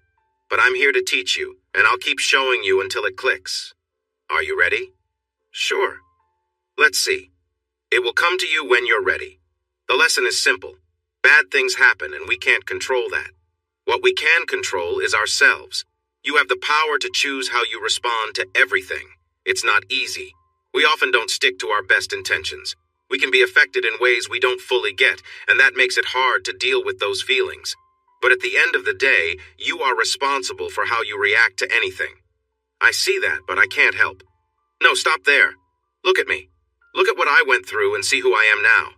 It won't change overnight. You might wrestle with this your whole life. You might choose to struggle, or you might choose not to.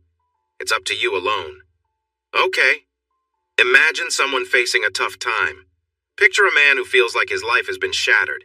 It's not far-fetched, is it? But he isn't you. His name was William Ernest Henley. He lived in the late 1800s and he dealt with illness. He lost a leg to it and spent most of his life in great pain. Here's what he shared about his journey. "In the dark of night that surrounds me, as deep as the ocean from one end to the other, I am thankful to whatever gods may exist for my strong spirit. In the tough moments of life, I have not flinched or shouted out. Even when faced with challenges, my head is bruised, but I will not bow down. Beyond this place of anger and tears, there is only the fear of what lies ahead. But still, the worries of time find me brave and strong. It does not matter how narrow the path is or how harsh the choices may seem, I am in charge of my life. I am the captain of my spirit. The poem is called Invictus, which means undefeated. He seems hurt and broken, but that's not the whole story. He is ready to face whatever comes next until the end. Even in death, he won't be defeated. He may have been knocked down, but he will always stand tall. My goodness, was all I could manage to say. The world felt like it was spinning and I had to hold on to the table to stay steady. Can you feel it? Yes, I really can. Strength, David. Courage. Determination. Invictus. Yes. Who is the captain of your ship? I am. Who is the captain of your spirit? I am. I can't hear you. I am. Who decides your actions? I do. Absolutely right. Invictus. Exactly. Now listen, life hasn't been easy for you. It could be better or worse, but that doesn't matter. You get to choose how things will be, because they are your decisions. Be honest about who you are. Make choices for yourself, because you are the one who gets to decide. Be true. You're not fooling anyone, especially not yourself. That's how to live well. I hadn't had anything to drink, but I felt a rush of excitement. It doesn't have to happen all at once. It almost can't. I just need to keep moving forward. One day at a time, as they say. I don't expect you to just let it go, David. I just need you to keep pushing on, because you chose to move forward. That's how you stay undefeated no matter what happens. Like when Worf was held captive and continued to fight in the arena. DS9, very good. I'm glad to meet another former fan. I told you I have a lot of that in my mind. And in your heart. It's filled with the best thoughts in the world, Dave. I felt much happier for the rest of dinner. And when we finished, Cookie said, "Walk with me." We were in a lively area, close to the arena and convention center. There was a small jewelry shop, barely more than a booth, and she pulled me inside. Was she hoping for a gift? "What's your ring size, Dave? Your right hand, not your left?" I don't know. "Doesn't matter, they'll measure it for you." And they did. The old man had a big loop filled with rings of all sizes. While Cookie looked over the display, he measured my finger. "That one," she said, pointing to a sturdy-looking titanium piece. "Was it a wedding band?" "You do engravings, right? Can you do it while we wait?" The man nodded. "Great. I want 3 words on the inside, spaced out nicely, like here and here and here," she directed, showing him. She took out a small piece of paper and wrote the 3 words down where I couldn't see. "What's this all about, Cookie?" "Shh, it's a gift. From me to you." "I can't let you do that." "You don't have a choice. I'm doing it. You can keep it or not, but I'm giving this to you." "But you said..." "I said what?" "You said this isn't a relationship. Not like that." "Oh no, you've got it wrong. This is for you. The ring isn't about us, it's about you. It's a reminder." "A reminder of what?" "You'll find out." She placed the ring on my finger when the man finished and paid with her card. It fit perfectly and looked good. Cookie has a great eye for this sort of thing. It felt strange, though. I had worn a ring on my left hand for 20 years, but now I had one on my right. I was in a totally new place. I took it off and looked at the engraving. "Fortitudo integritas invictus." Strength, integrity, unconquered, she said. "May it guide you in dark times when everything else seems lost." I smiled. "Just like Galadriel's gift, the light of Arendelle." "Wow, you really know your stuff, oh master of trivia." Her smile was bright and warm. "When things get tough, when you feel down or alone, touch the ring and remember, just hope you don't face any giant spiders." "I don't think that will happen. I'm heading to Chicago, not a fantasy land." I kissed the ring, then her cheek. "Thank you, Cookie. I'll cherish it. I'll wear it and remember everything you've done for me." "Whoa, don't get all emotional. This isn't goodbye. I'm moving away. And you'll be back. I'll visit you there. It may not be often, but I promise to stick with you and I mean it." Well, thank you. "Part of your journey, young one. Speaking of journeys, I packed a bag. Let me follow you to your new place." It was a memorable night. Cookie and I enjoyed each other's company. She took a long, relaxing shower while I got ready. We didn't spend the entire day together, just a quick breakfast. She had a lot of work to do, and we both had jobs the next day. Michael was surprised when I suggested we could live together when he moved to Chicago in a few years. but he seemed happy about it. He was excited about finding his own place, but living in the Windy City is expensive. He probably needed a roommate. Ideally, someone who would cover all the costs and wouldn't interfere in his life. He wasn't sure about a commitment, but he did prefer one condo over another. Monday came and went without anything happening. Tuesday was similar, but I enjoyed a nice sushi dinner with Cookie. She paid for the meal and was happy to see me wearing the ring. I hadn't taken it off since I got it. It felt like a fresh promise to myself. The sushi tasted better than before, and having a drink made it more enjoyable. Cookie is knowledgeable about sushi and even showed me how to use chopsticks. Even though she paid, I noticed our dinner was pricier than the last one. We managed to avoid talking about my meeting with the counselor the next day, but I kept fiddling with the ring. Wednesday afternoon arrived. It was the big day. I got to the counselor's office right on time. I didn't want to be late and look childish, nor did I want to be early and let Steph surprise me.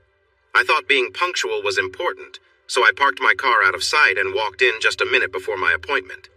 But she wasn't there. I felt a bit lost, moving around the reception area.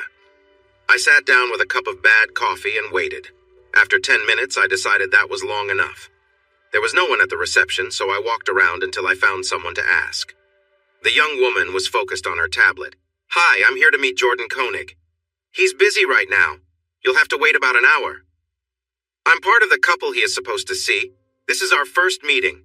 My name is David Jameson." "Okay," the girl said, looking concerned. "Let me check the schedule." She walked to the reception desk and tapped on the screen. "Jameson, right. They're in room 4. She frowned slightly. "I thought you were already here." "Why would you think that?" "Never mind. Thank you." I went to room 4 and knocked. After a moment, a young man opened the door.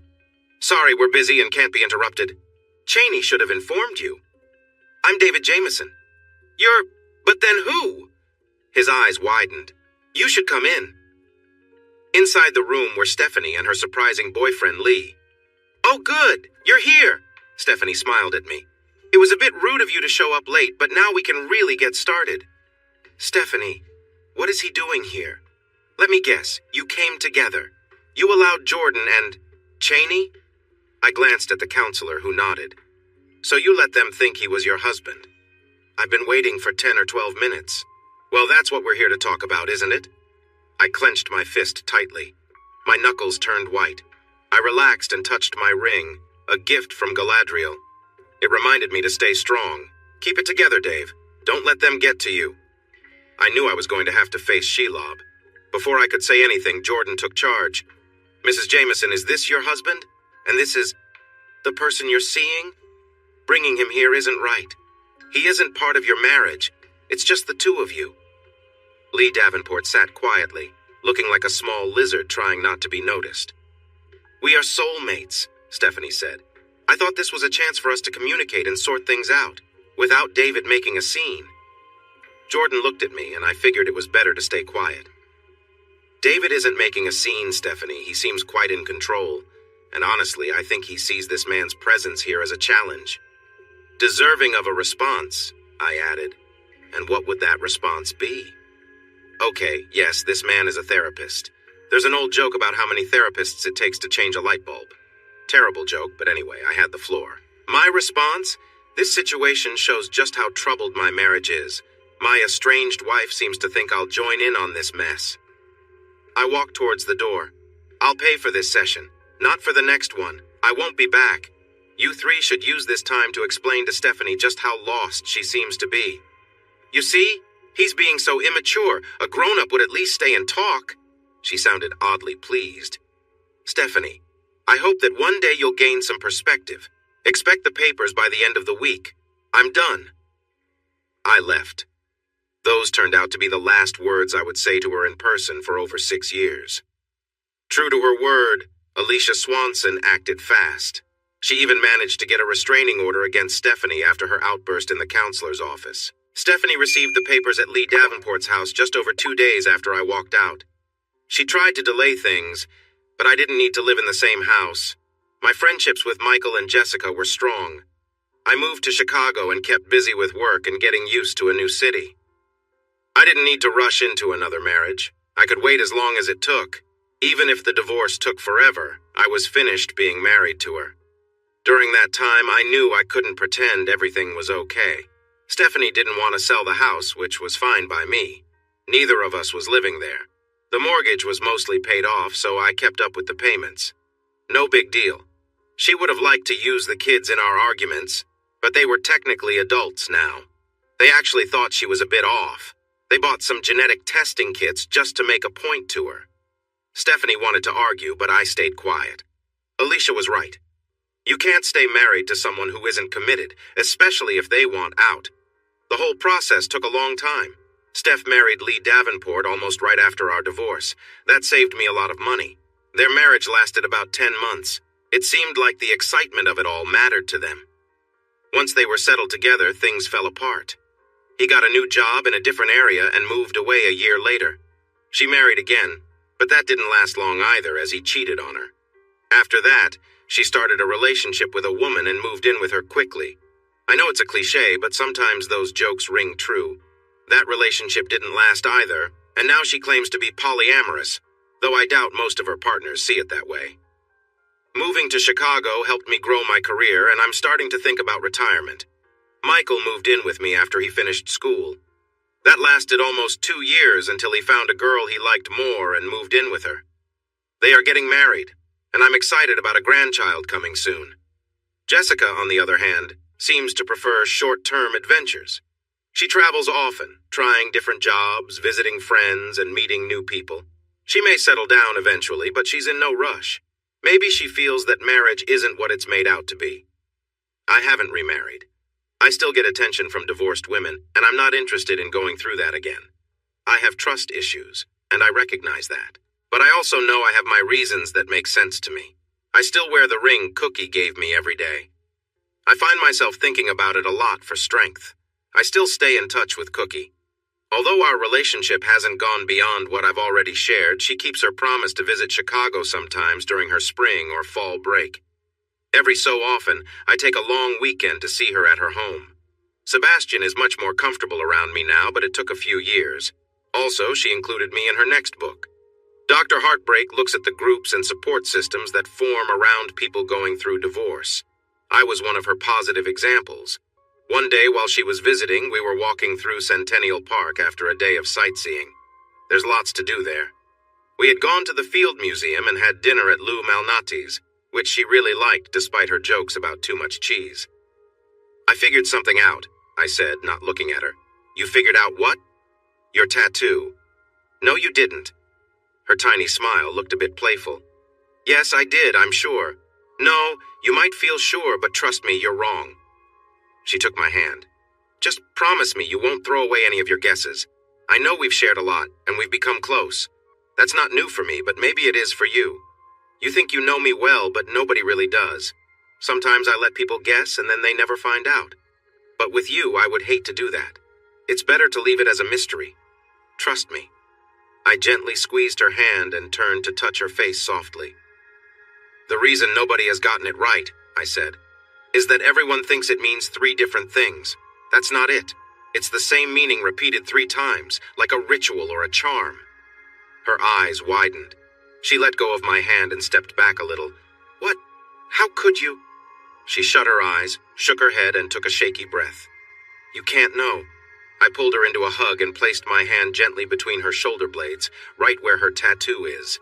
I leaned close and whispered a sweet tune filled with hope and joy. C is for Cookie. That's good enough for me. While I sang, I traced a letter C along one of the 3 curved lines of her tattoo. She gasped. C is for Cookie, and that's good enough for me. The second curved line looked like the letter C turned around. C is for Cookie, and that's good enough for me. The third C, lying sideways, joined the ends of the first 2, finishing the design. Ooh, Cookie, Cookie, Cookie starts with C. I drew a circle around the design just like hers, making sure to touch each of the 3 leaves each time I sang Cookie. She was trembling in my arms. I leaned back and looked into her eyes. They were bright and filled with tears. It's always in your mind, like a little reminder. You find it strong. That's what you said. She nodded. The tattoo is your name, I told her. More specifically, it's your signature, made in a way that only you would understand. It's your identity.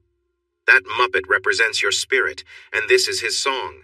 Now, as an adult, it's your truth and your strength. Why can't a silly joke or a children's song also hold deep meaning? It can be both. You taught me that. But there's more. Go on, she said, barely above a whisper. Tears streamed down her face. Why do we write our names on things? What does a signature mean?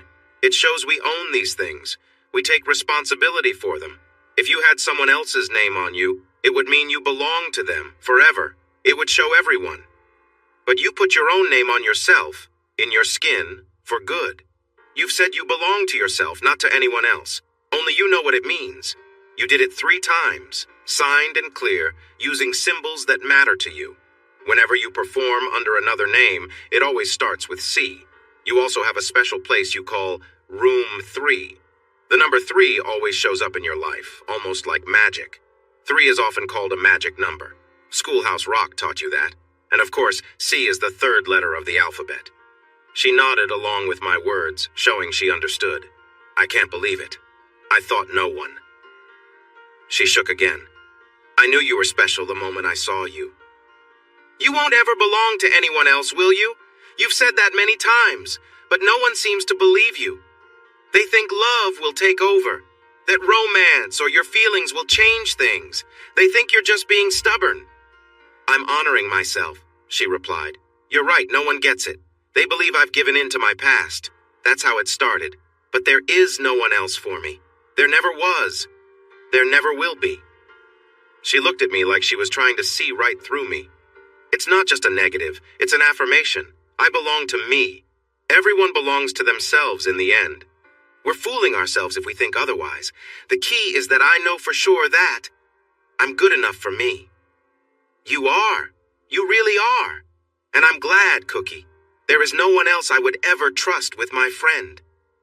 She broke down, tears streaming down her face as she hugged me tightly, like I was a lifeline in a stormy sea. Thank you, she said after a few moments, then took some time to gather herself. Thank you for understanding me. And truly, thank you for respecting it, for respecting me. There isn't enough of that in the world, especially not in most relationships, I said. I'm proud to be part of this, and I'm proud of you. Proud of me for what? You've made your life meaningful. You found your purpose. I worry that many of us don't do that. We just get by and take care of ourselves. You're right. I think many of us are meant to just get by. Changing the world isn't easy. She sniffled. There's something I'm going to need from you, Dave. Just say the word. Anything. First, keep moving forward. I know you're going to be okay, but that doesn't mean you won't feel pain. Just survive, heal, be well, and thrive. Whatever it takes. I'll help you and others will too. But now you're ready. You're worthy, even if you don't see it yet. I need help too. Of course. With what? The work we're doing, it's a lot. There's so much sadness out there every day. Everyone has been hurt in some way. That's true. So, I need you to do what I do. It doesn't have to be a lot, just a little sometimes. Enough to make a difference for one person when it counts. Pay it back or pay it forward, you know? Absolutely. How can I help? Just listen. Just be there. Really understand people like you understood me. Stay connected long enough to matter even when they might not think so. Everyone needs to feel heard. Everybody needs to feel appreciated. You can be that for them, Dave. Just reach out. Each person is different, so you'll need to approach them in different ways. Maybe you'll share something deep with some, or maybe you'll just sit quietly with someone. Whatever they need. Be ready to make a human connection when you see someone struggling, and keep your promises. I can do that. Good. You'll see it helps. Sometimes the best way to help yourself is to help others. She took a breath. You said that yourself on the first night we spent together. Why do you think I'd do it? It's really the only reason I'm still here. That's what I'm focused on now. That's how I plan to spend my retirement. When Cookie and I get together, we usually catch up and share stories. We've found our own rhythm together. We're not young anymore, but we're still enjoying life. It's been a few years since I started this new chapter, and I hope this one will be someone I can guide along the way. You never know what might happen. Life is different than I expected. It's not what I imagined I'd be doing, especially after things went sideways with Steph. But it's nice. It feels good. It's fulfilling. And it's enough for me. Thanks for watching this video. Don't forget to subscribe to Infidelity Plus to stay updated with more captivating tales of infidelity and payback. Turn on notifications so you're the first to see our latest content.